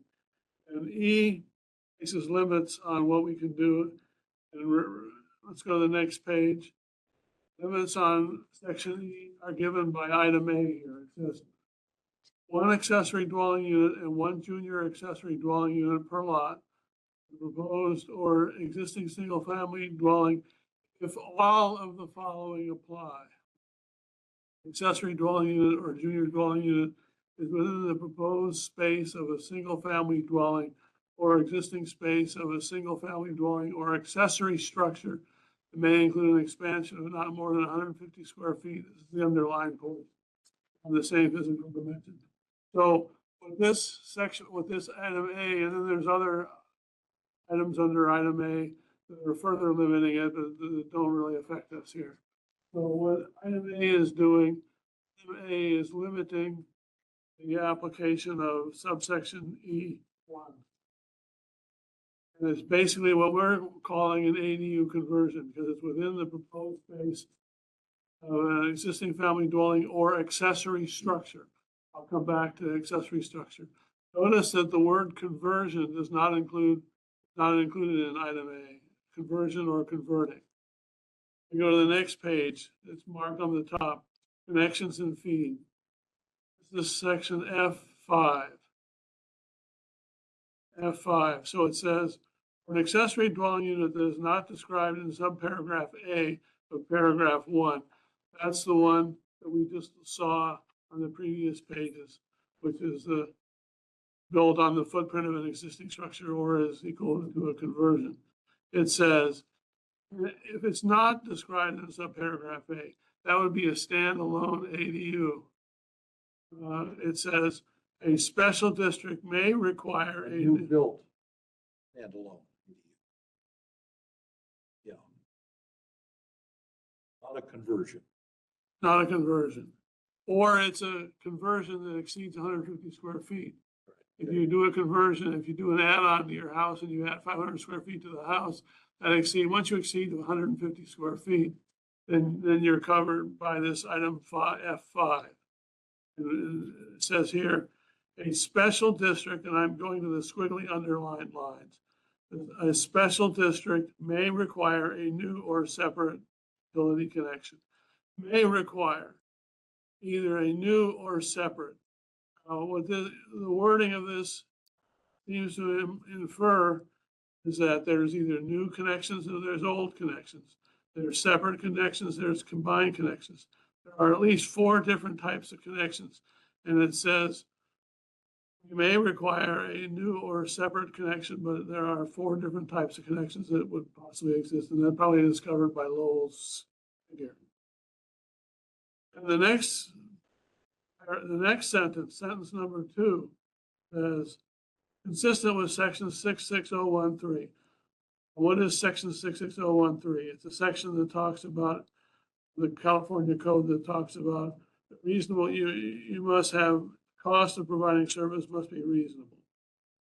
So it says the connection, the only connection between, the only relationship between the 2 sentences is the words the connection.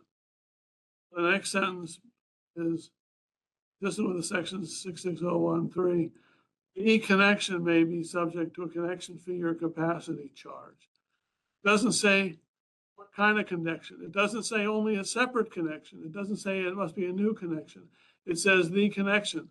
The previous sentence infers the existence of 4 types of connections. This sentence doesn't limit type of connection. I disagree completely with that interpretation. So we obviously disagree. That is why I said this is not a well-written statute. Because, I mean, when you start, The connection, so what connection are they talking about? you start out talking about the connection that you may require. And it says, if you do require it, you can charge fees based on this. It doesn't say if you can require it. It doesn't say anything about that. It It says, says it in the very it first says- sentence. no, the first sentence says you may require a new or separate utility You connection. may do that. And if you do, then you can charge fees. It doesn't say that. If you That don't have a connection separate one, you can't charge. relationship is not implied here at all. It's- It says the it's connection may be subject to a connection fee or capacity charge. The connection. It doesn't differentiate between what type of connection. It is says right up at the beginning of E, That's a separate sentence. may require a new or separate connection between the accessory dwelling and the utility. We may, And then it says consistent with 60, the connection may require, the connection it's referring to is the one we just read about in section E. May require a new or separate. there are If 4 it's new and separate, but it's not talking about 4 others. It's talking about the new and separate one that they just mentioned in the sentence before. Dennis? That's not how, That's that's not how I. common usage of the English language. I mean, No, my interpretation is perfectly. Please, Dennis, you need to referee this. We need to understand, because this goes right to the heart of what we did 5 years ago. We wrote Ordinance 82. Yeah, and this language is not, it's ambiguous. Each of you got your own read on it. I think I might lean more towards Lowell's interpretation, Director Martinson's, but it's open to some interpretation, and the Housing and Community Development Department approved it. And I think we could justify our current policy under this language based on the HTD's approval. And the fact that this language is not clear cut, like Senator Kentosh said, it doesn't say that the new or separate connection may be subject to a connection fee. It just says a connection may be subject to connection fee. And again, if you look at the equitable sort of backdrop on this, the burden on the system is the same, having everyone contribute their fair share to the system, the Capitalizing. same amount of material. Capitalizing the system, right? This does not, Ordinance 82 does not have anything to do with monthly service charge. Those accrue with an ADU, any sort. Dennis, to me, this is common usage of English language. We talk about something, the next sentence I talk about the connection that I just referred to in the sense of, but if we were going to clarify this, what would we say? Consistent with 66013, the connection just referenced, or new connection. New connection, maybe. If you added that, it would clarify it completely, right? But to me, it's not required. The problem is it Even never, that they're the referencing. statute never references a connection. It's not a new connection. It never references. That's what they're saying. They're saying only in the case of a new connection can you charge fees. That's what the point of this whole section is. Only in the case of a brand new connection to your district's lateral that you required, can you charge fees for it. I mean, that's the point of this whole paragraph. It says you may require this. You don't have But to. it doesn't say what happens if you don't require it. They don't charge you. That's separate from what we're talking about here. We're talking about It's 3. case 2, case 3, I don't care. It's If it's, well, case 2 could be a conversion. Case 3 Doesn't matter if it's a conversion. We don't care whether it's a conversion or new or detail. All we Conversion, we're not charging. That's. All we're worried about is Argument. if it's detached. Case 3, if it's detached and if district requires new line, then you may charge fees for it. Why wouldn't we always require a new connection? That's the question that came up 2 or 3 years ago. When somebody came in and asked about it, and the point at the time was, if we had required you to build a separate line out to our, let's call it our trunk line, our lateral, it would have cost him far more to do that than if he'd run it over to tie to his existing line. And we as a district don't have any guidance within the codes as to when we can or cannot require a brand new lateral out to our line. There's no guidance on that. We do. We have the sole jurisdiction to determine how somebody connects to our system in our code. But We have the sole jurisdiction to determine how somebody connects to our system. we could, by any rule, ours or the state, have required that, and it would have cost the guy a lot more money. That was a point I made. If we had required that, it would have cost you more than what you're doing right now. And Jim's question is exactly right. What's to prevent that from us doing that just to collect our fee? And to me, you would have to have some physical reason to require a separate line.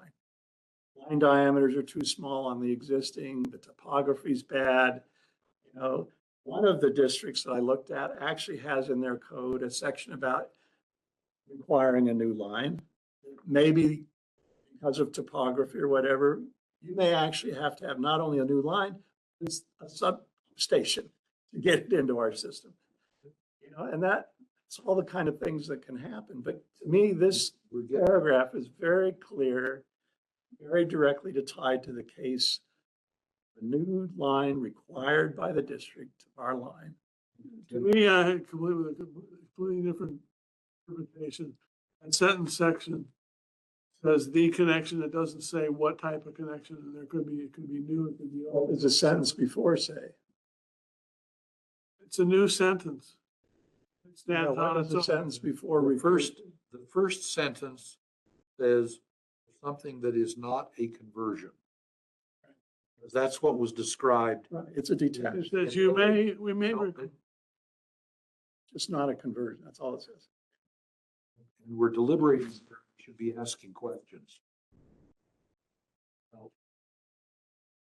finish with something. Go ahead. Yeah. While we all have these pages in front of us, I do have a second point I'd like to make as well. The next page is ordinance 82. It's under ordinance 82 from 301, right in the middle there where I marked it. Yeah. It says an ADU created by converting an existing accessory structure located on the property where the conversion does not require the expansion for the 150 square feet. That's obviously taken from that part A, where you say accessory structure. So what's remarkable about this sentence is that nowhere in the law could I find the word conversion or converting. So the law doesn't require us to do anything with somebody because they're converting. The law says accessory within the area of an accessory structure. So on the last page, I wrote down, or I copied out some definitions of accessory structures. And AI overview, which didn't give me a whole lot, but on the bottom of that last page is a clip from the Ventura County website. They talk about accessory structures. The county considers a storage shed to be an accessory structure, which is defined as a detached structure containing no kitchen or cooking facilities, blah, blah, blah, blah, blah. And it comes down to, can also include workshops, cabanas, gazebos, garages, and carports. So when we get a question from a customer and wants our definition of what's a conversion, conversion is kind of irrelevant because the law doesn't require us to honor conversion or even define conversions. When I first talked to Scott about this issue, he was following the principle that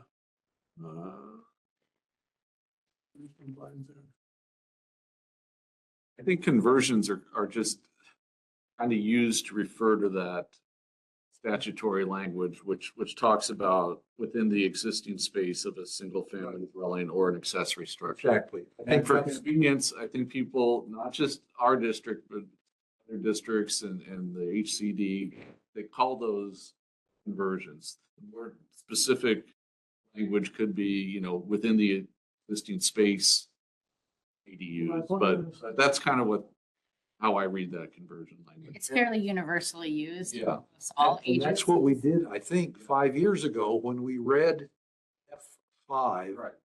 We said, first sentence of F5 says, what follows is for something that is not a conversion, which is what's in A. And so, the provenance of the language F5. I'm trying to figure out, because we did what we thought was compliant with state law, 2021. And I think the 65852 and subsections thereafter have not changed. They have not changed. And so that is arguably inconsistent with what is now 66311.5B. I believe when So went through this ordinance, you guys were focused on the conversion issue. there was no 66324 or 66311.5 at the time. I don't know what it was that became 66324. I don't know where that came from. It's the 5A. This one. I don't know why we didn't pay any attention. 65852.2. I think we were just a bit myopic because we had an issue right at hand. It was case 2. Well, the way it transpired was the attorney, Robert, came in and said that we had received the notice of threatened lawsuit or something from some housing agency because we weren't complying with the ADU rule. So at the time, I couldn't understand, and he had apparently gone to some an industry meeting where he'd asked around, and we were in fact the only one being sued or threatened sued. So to me, that made no sense. Why would we be the only one? And so I went out and started looking at all the other ADU rules in Santa Barbara and other places. And it was clear the reason we were being sued is because we weren't consistent with the law, codes, and other counties had already made those changes a year or two before we did. And so, we dug into it as a board more and more, and ultimately decided that we were wrong, changed our ordinance and refunded money. We changed our ordinance and refunded money was when we began drawing a distinction between new and conversion.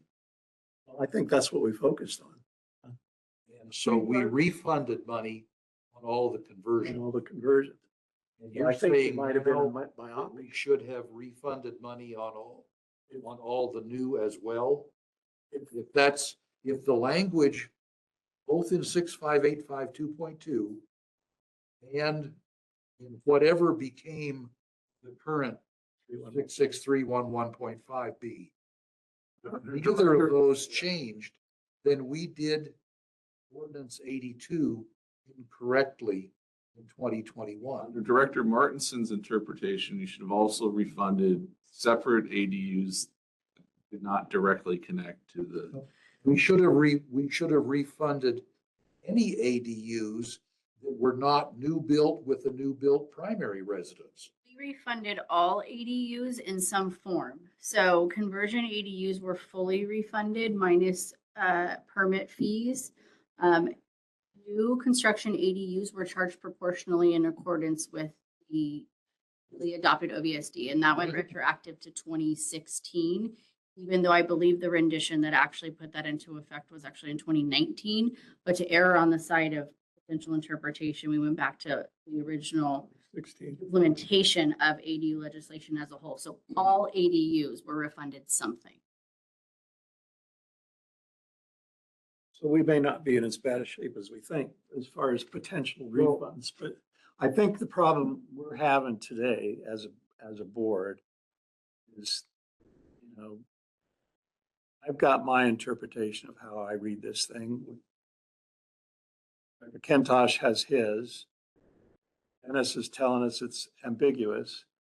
So somehow we're not the deciding authority in what this language means as a board, and you're not the deciding authority of what it means as our attorney.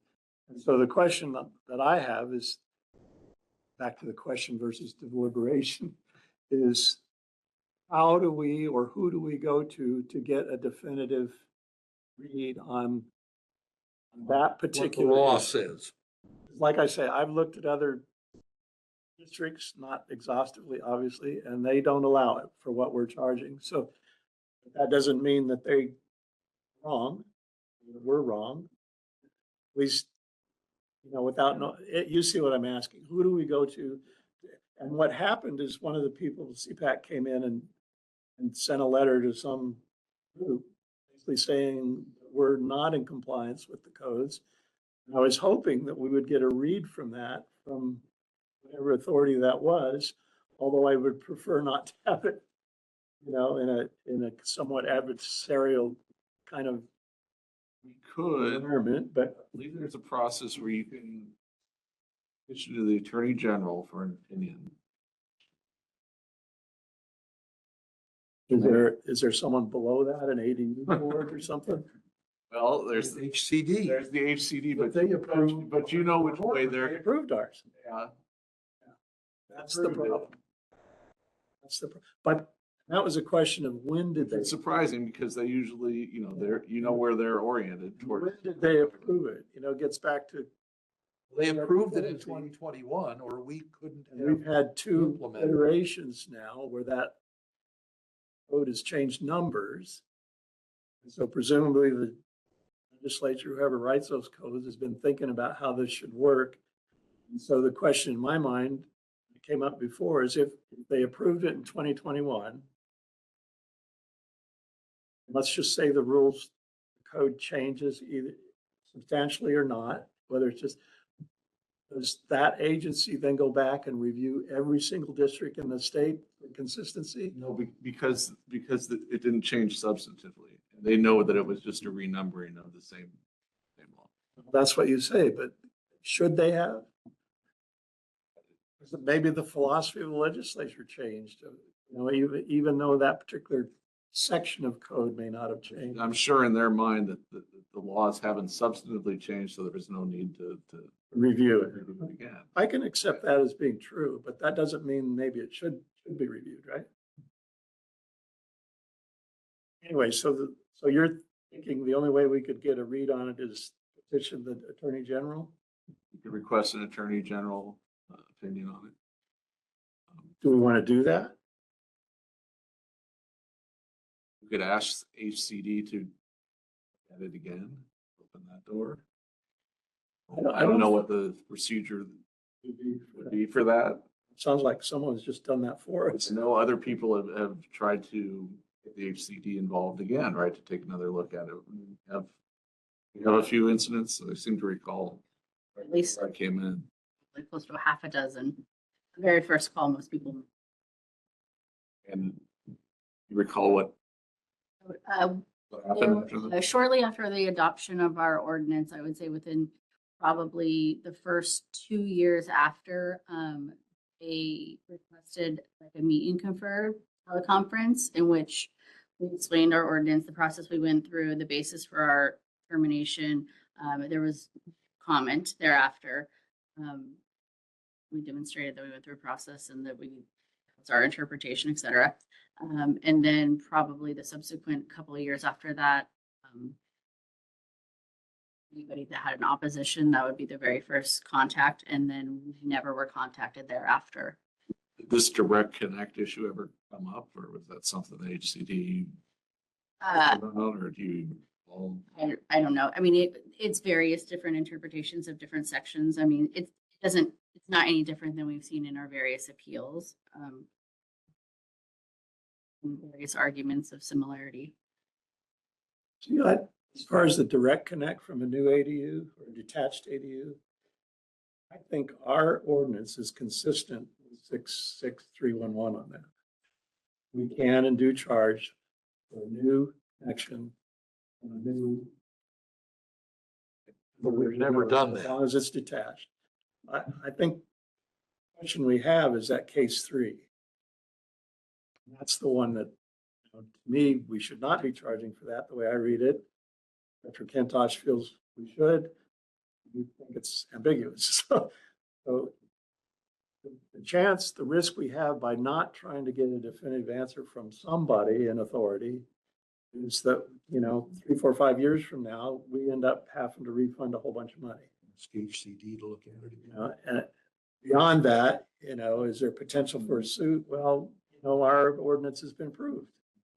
So I don't know what the basis for suit would Know be. what the AG is gonna do.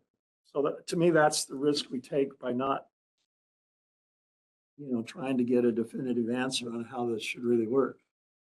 Yeah, we thought 5 years ago that we had a definitive answer. We did. And the district council at the time agreed, HCD agreed with what we wrote. The question now is, were all 3 parties wrong? Was this issue in their, on the table, so to speak? I think everyone was focused on the conversion issue and how we shouldn't be charging people for the conversion ADUs. now certain of your customers have focused on this separate but direct act versus non-direct issue. And so we not litigated that exact. And that's separate from the build new with the new primary residence. That's, That one's clear. doesn't matter, that doesn't matter. Yeah. And it's also worth mentioning that Urbane, for example, has challenged the ordinance several times. Now, I don't know if a judge or has ever specifically analyzed this issue or gotten that far. There's certainly procedural problems with some of these lawsuits against us that we'll get the suits kicked out early before substantive issues are really delved into. But the fact remains that these challenges were dismissed. It seems to me that we still need an opinion from a higher authority, because we are certainly divided here what we think the law overall has to say. In that one case, yes. Whichever case. Yeah. Um, Yeah. Would you recommend that we resubmit our ordinance 82 to HCD and say, you still agree with our interpretation of the law, even though some of the numbers have changed in terms of where these provisions lie within the government code? Yeah. Would that be a sensible thing to do at this point? We certainly do that. Or would it be the subset derivative to what you just said? Would it be appropriate to ask them about the specific instance running into, rather than just the whole code? Also reach out to them formally and maybe they've got information on this. Maybe this, we're not aware of re-challenged every district in Canada. Maybe this has come up and gone further down the legal path somewhere. And they have some information. It's true. And I'm not sure that the question you just asked of him is the right question, because one can read 66311.5B to say, no matter which of these pictures you use, if the primary residence is already there, the rest of it doesn't matter. And that's a far cry from ignoring what's up in A. No, I think subsection E specifically allows for capacity and connection charges to be implemented for a standalone non-conversion ADU. The point that's arguable is whether the nature of the connection, the main line or to the existing lateral, is a trigger.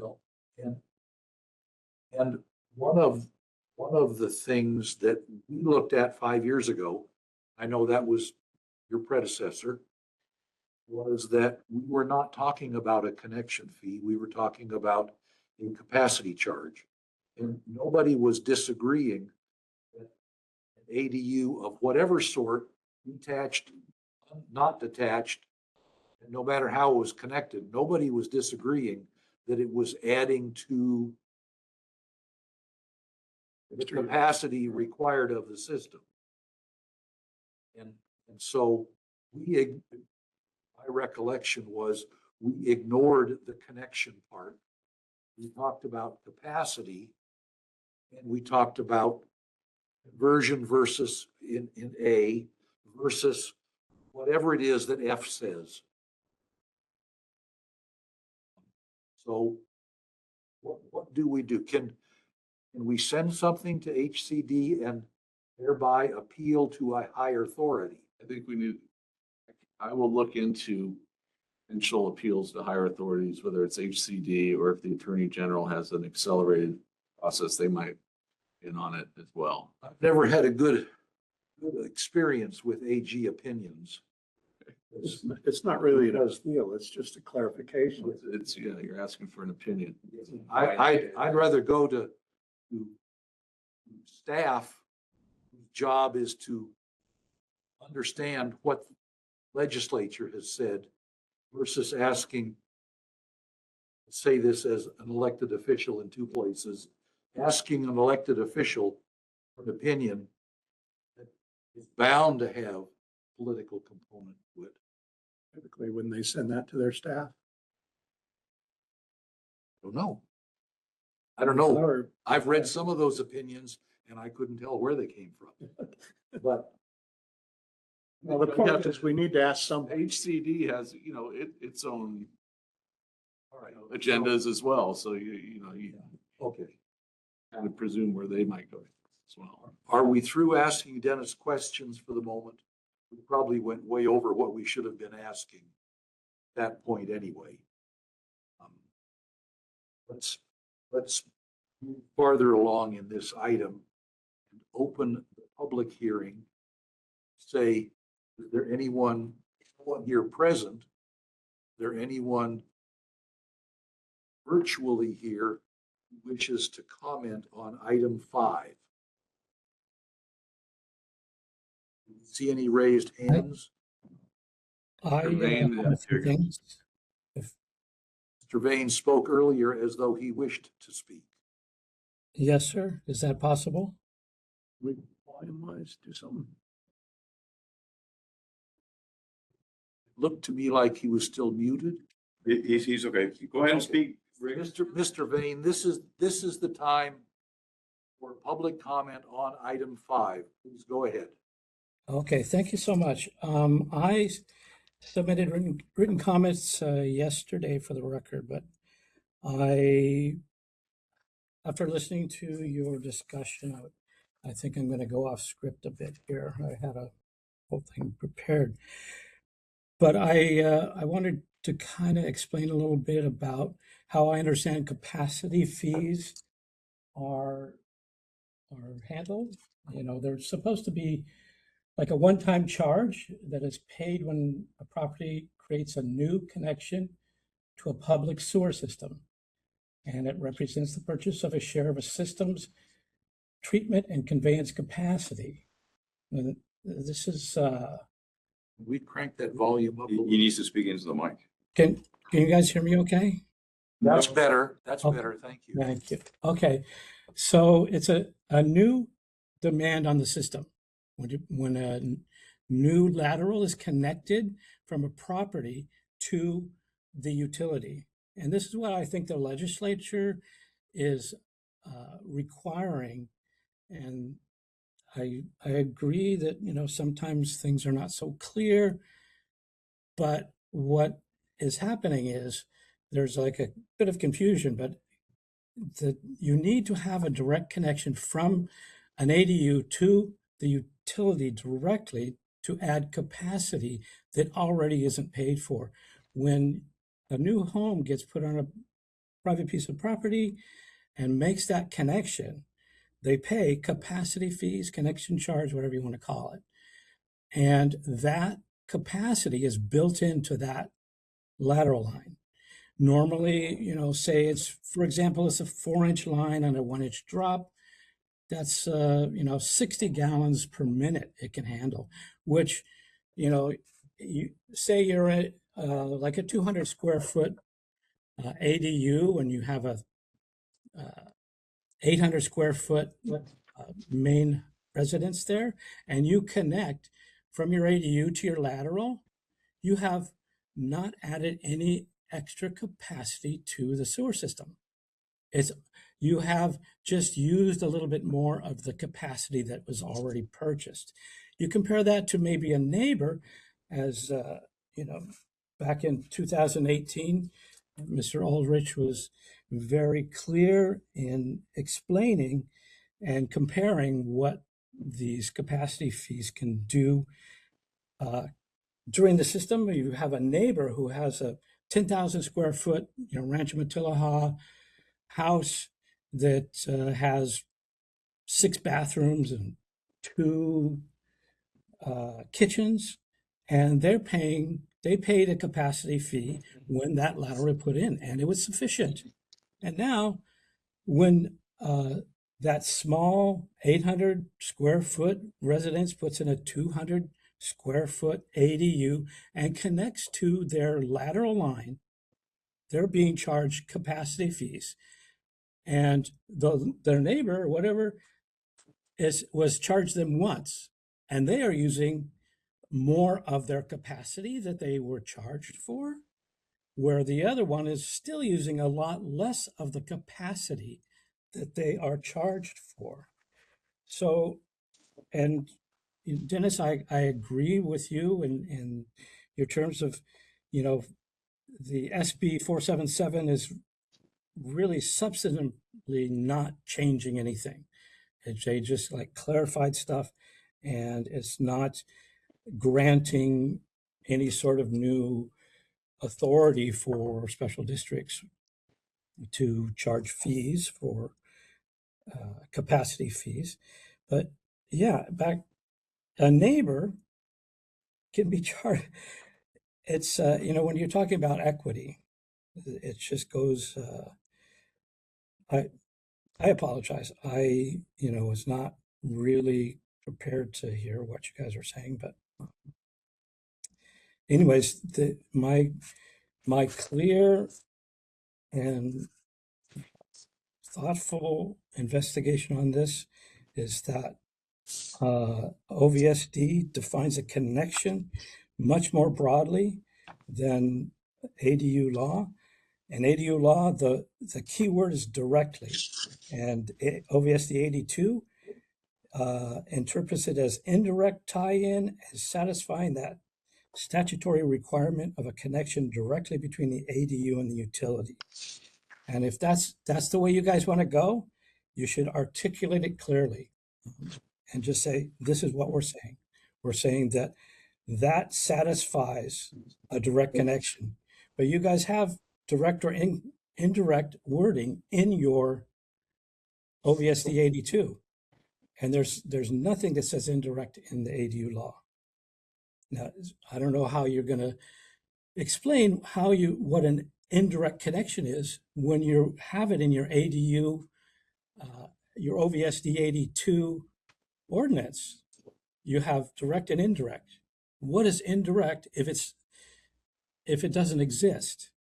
I mean, if you would have said anybody that, you could have said anybody making a connection to our utility, that's another story. But when you said indirect, you know the difference. You know what an indirect connection is. So, approaching the HCD, I'd like to briefly address that. Back in March of 2024, there was some correspondence with the HCD, and the HCD asked a direct question, and I quote, "The fees assessed for a new connection between the ADU and the utility, correct?" End of quote. So they're asking a direct question, trying to confirm what it is, clarifying the request from a state legislator. And the district council responded, yes, that is why they are charging capacity fees directly. That's what was said. It was the fees assessed are for a new connection between the ADU and the utility, correct? That was the question from the HCD to the OVSD. And the district council responded, yes. Boom. So that was a direct confirmation. You have that, Dennis? Sorry? I don't recall that event at all. I would posit that was probably a conversation that involved a different district, not this one. No, sir. No. I have that. It was from a PRA request I got from the HCD, and it's very clear. And I don't know if I should say the name of the council, the district council, but and the name of the HCD representative. But that is a true thing. I can send it to you, no problem. I'd love to see it. We'd like to see that. I'm sure the district council was Robert Quam. I It's mean, the time frame that we're talking about.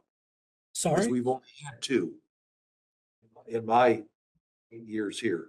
I don't think that's a great secret. The question is this in writing or is this just a?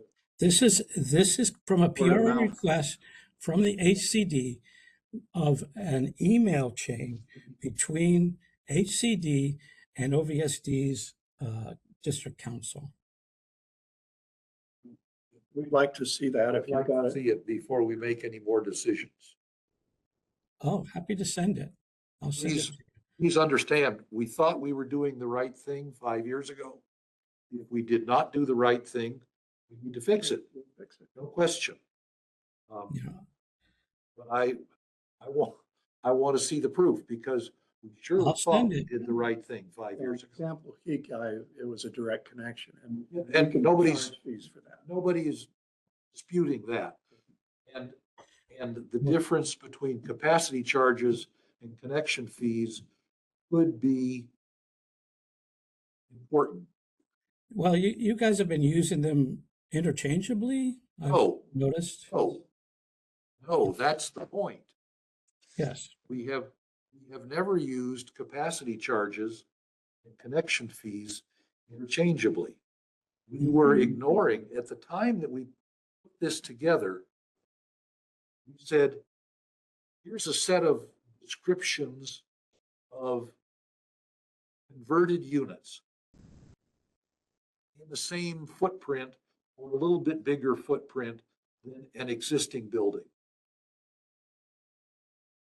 And then on the other side, anything that doesn't fit that description, we said, that's new and we'll charge a capacity charge, not a connection fee. We deliberately, I think at the time, avoided talking about how the connection was made. We only talked about the capacity charge and the load on the system. And whether a 1,000 square foot and a 2,000 square foot primary residence, the second one having a carve out in it, could be charged the same capacity charge, is not the subject of today's meeting. It might be the subject of another meeting at another time. But we looked at, are you adding capacity to the system? Are you requiring more capacity of the system? And we did not talk about the connection per se. That has become a different topic, but I think we need us to appeal to higher authority at this. I'm sorry, I didn't mean to cut you off, Mr. Vane. Are you through? Oh, I can go on for a long time. I apologize, but yes, where you're putting, you're stating that these are capacity fees that people are paying for indirect City connections. charges. Yeah, It's the capacity language of the charges, state right. law. Pardon? Capacity charges. Yeah, Go on. you're saying they're capacity charges, yes. The capacity was, I can say because I was on the board, I was chair at the time, 5 years ago. that What we were looking at was capacity charges, not connection fees. Both of them at the same time? No, we were ignoring connection fees. We were talking about okay. capacity charges. Okay, fair enough. So, yeah, my point is that, using your existing lateral is not adding more capacity that wasn't already paid for. The lateral has a certain capacity that it was put in, and it paid for that capacity, and it's not using any more. It's using the existing capacity of that lateral line that was paid for. I don't know, this is another thing that. If we're defining capacity by the size of the line rather than by the number of fixture units that require processing by the district, that's a measure Yes, I hadn't that's- heard before. That's, yeah. That's that's true. It has, that's what I'm saying, like a 10,000 square foot home with many, many, many, many DFUs is charged a capacity fee when that 10,000 square foot home is put in. And it was, $16,500 when it was put in, current prices. And then a next door neighbor, has a small home, puts in a small ADU, and they get charged, and they have many, many less DFUs than their neighbor. And they get charged, their $16,500 when they put in that lateral, and then they get charged again another $8,000 when they put in an ADU. And plus, on top of that, when unbeknownst to the property owner, they get doubled annual sewer fees for the rest of the life of the property, which, so they are paying the neighbor, the 10,000 square foot neighbor is paying $750 a year, and then the neighbor with the small ADU, the small residential home, is paying $1,500 every year forever. I don't know where that came from. I've never seen anything like that. I understand the arithmetic. Okay. I have to say, some might think that unfair. Not that I do, not that anyone here does, some might. But that's a separate question. Yes, I believe it. Well, it is an ADU issue, but I think it should be, personally, I think it should be addressed in, your updates to OVSD 82. That's just. I think that if we take up that question in a different part of our code, we would have to do that separately. I think what we have come down to here is another question that might be put to HCD. Does the capacity depend on the size of the lateral? Or does it depend on the number of residential units that are using the lateral? Or does it depend on the DFUs of one or more or however many residential units are using the lateral? Yeah, I think. Because we've already decided if it's a separate connection directly from an ADU to the main line, we're all in agreement what to do there. That's true. You're adding capacity to the system by putting a new lateral line from the lot into the utility. You are adding new capacity to the sewage system because you But just putting, okay. Your interpretation is that if you send that capacity, output of those DFUs, one direction, it's adding load on the system, but if you send it a different direction, it's not adding load on the system. I understand your point of view. Yeah, it's not adding any excess. It is not adding load that it wasn't already paid for. The capacity was there, paid for. It's not adding new capacity. From the law, that when the law says you have to have a mandated direct connection to the utility to be able to charge capacity fees. That's saying that when somebody goes in and says, I want to put an ADU on my property, the OVSD is required to go inspect the existing lateral line. And that's what they do. They go and they go, oh yeah, that's okay. And they'll say, this lateral line has the capacity to handle the DFUs that you have, the DFU count you have in your plan. It has the capacity.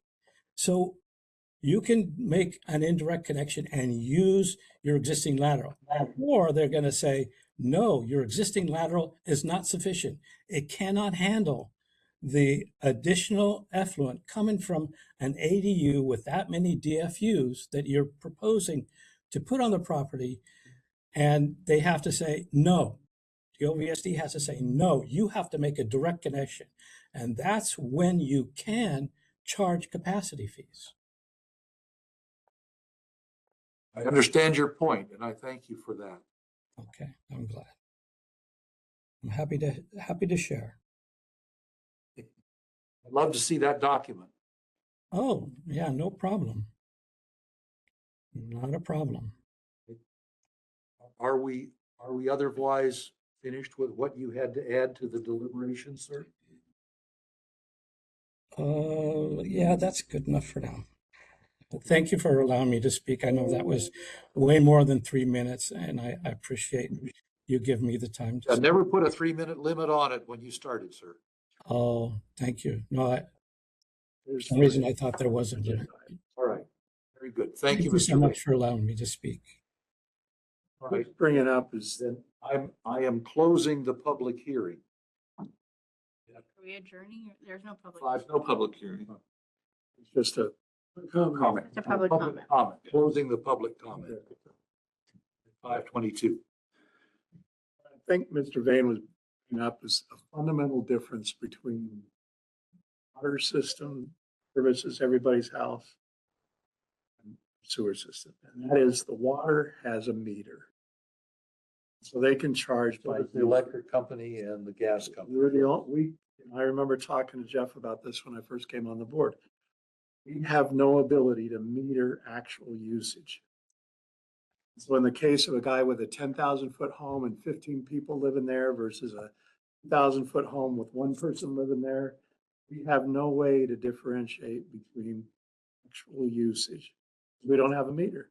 And And that's, I and that's don't- why you end up with these apparent discrepancies of, why one guy's this huge thing and he's paying same or less than what I'm doing and I've got something much smaller. We have no way to, all we can do is count fixture units. we talked about the city of Ventura, where the water department and the sewer department are part of the same organization. So that the sewer department can charge sewer fees. This is service charges now. Capacity charges, service charges, which none of us are in disagreement about. But now, at least I'd think. Mr. Vane may say you shouldn't have to pay a service charge either. I didn't hear that Yeah, I didn't. from him today.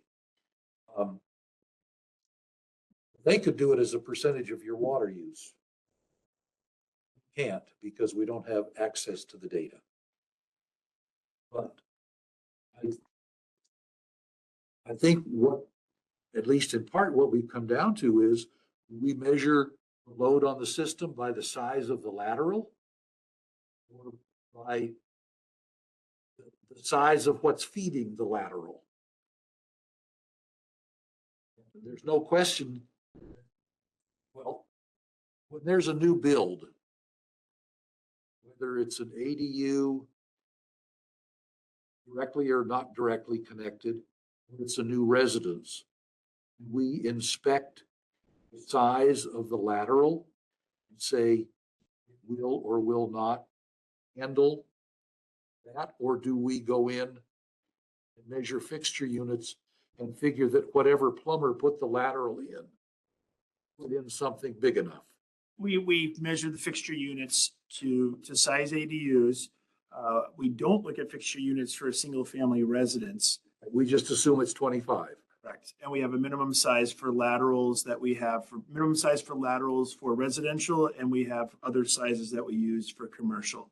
If there's commercial, we will go and take a look and try to size the commercial if we think that there's going to be more flow down the commercial pipe, Okay. commercial lateral. Our code says that they will build to the county building standard, and then we reference the code there would follow. So So- most residentials are 4-inch. Most commercials are 6-inch, though there are some commercials that are greater than 6-inch if for some reason the county code stipulates that they need to have a larger diameter lateral. I wanted to make another point. His comments, he mentioned, they've already paid for the capacity. Back in 2007, 2008, this district gave a discount for existing homes who are already in our system if they built an ADU. It was a 50% discount because they assumed, 50% discount on, they assumed if you had a house and it was tied to our system, that you'd already paid your connection capacity charge. So if you brought in a new ADU, you would charge it 50% because you'd already paid in part for that capacity. In those years, 2007, 8, it was recommended that the district move away from that. So they did. and start being more precise about.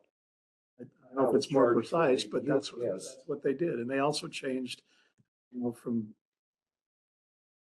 frontage footage to something else. Anyway, there was a whole series of changes they made in that 2007 to 2000 time period. Which brings me to a more general comment is that, recommendation has been made several times in the past that I've read that we review all these charges and all this every 5 years. We haven't done that in the 6 years I've been on the board.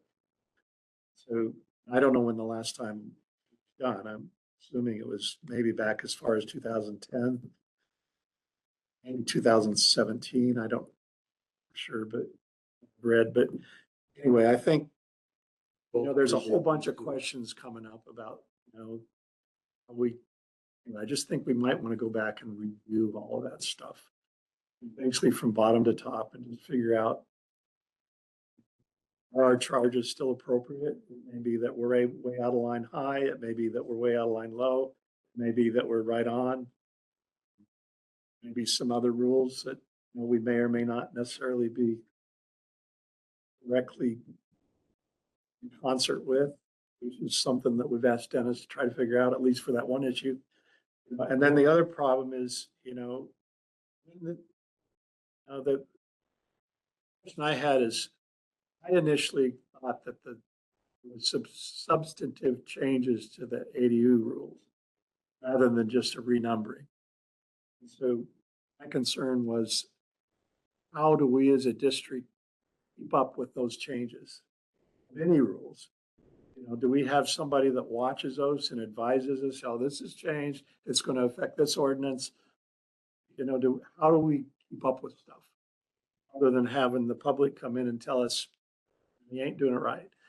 So rather have us change it actively than have us hold. I You agree with understand you. what I'm saying. So I we would may think- want to have some sort of a committee discussion or a board discussion about, because that's going to involve hiring consultants and all that. So I'm sure it's going to exceed Scott's authorities. Even his new one. 100%. I would be in favor of doing what the city does. That is, have council look at laws that come into effect each year, parse out those that affect us, say, here's what the effect on the district is. Is that something? It seems like a reasonable chore for a district council. That's something you do already, is that right? Monitor these bills. So my I thought so. concern wasn't founded really, but my misinterpretation of. Okay. But I would like to understand if we went astray 5 years ago, how was it that we and our district council and the HCD all overlooked that going astray? And that's kind of the hierarchy of who gets to make decisions. And so if we can ask HCD, take a look at this, and because we have people disputing this, tell us if we're still right.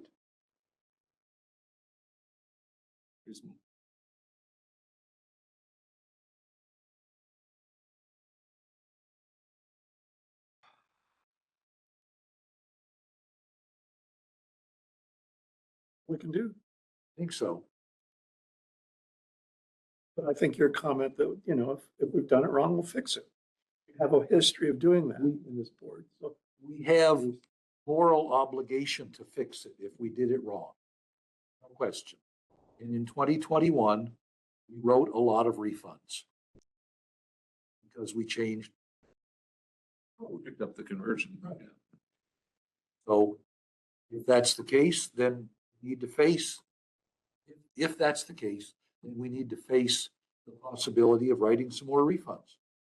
But if that's what the law says, what we should be doing.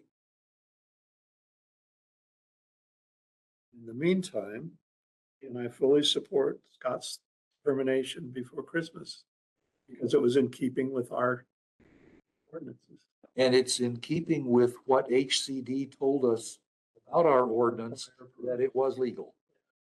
So And if it turns out later that we have to write a refund check because things have changed, or we missed something and HCD missed it too, then we'll deal with that when we get to it. But meanwhile, I think we press on. So do we have a recommendation for the board out of this, other than we're going to pursue this through Dennis to figure out?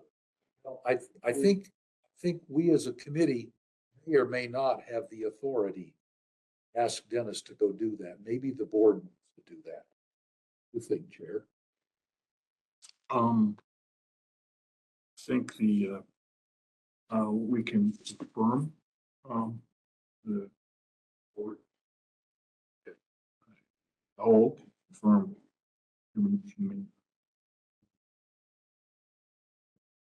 Committee? I think it's already understand.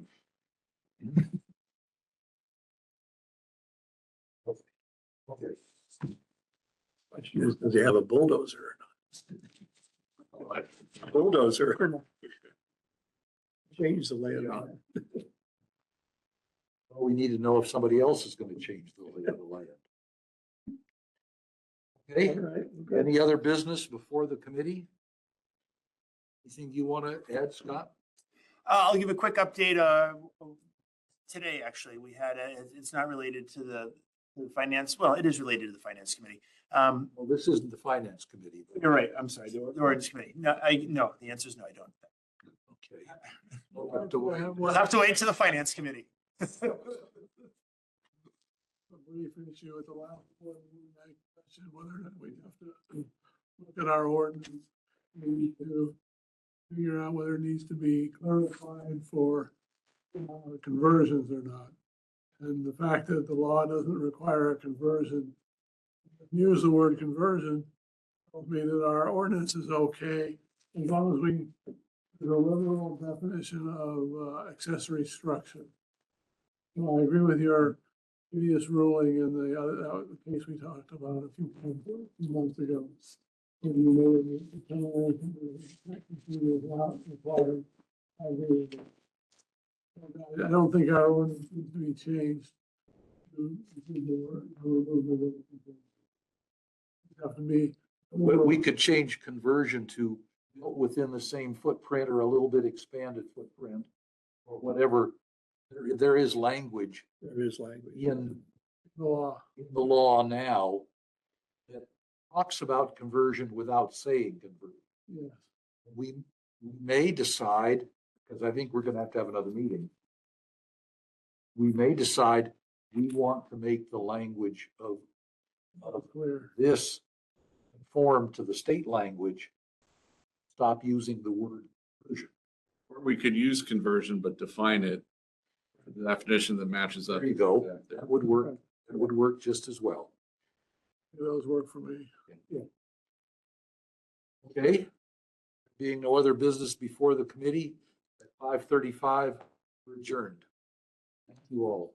Ooh, that was a long one. That was and tedious.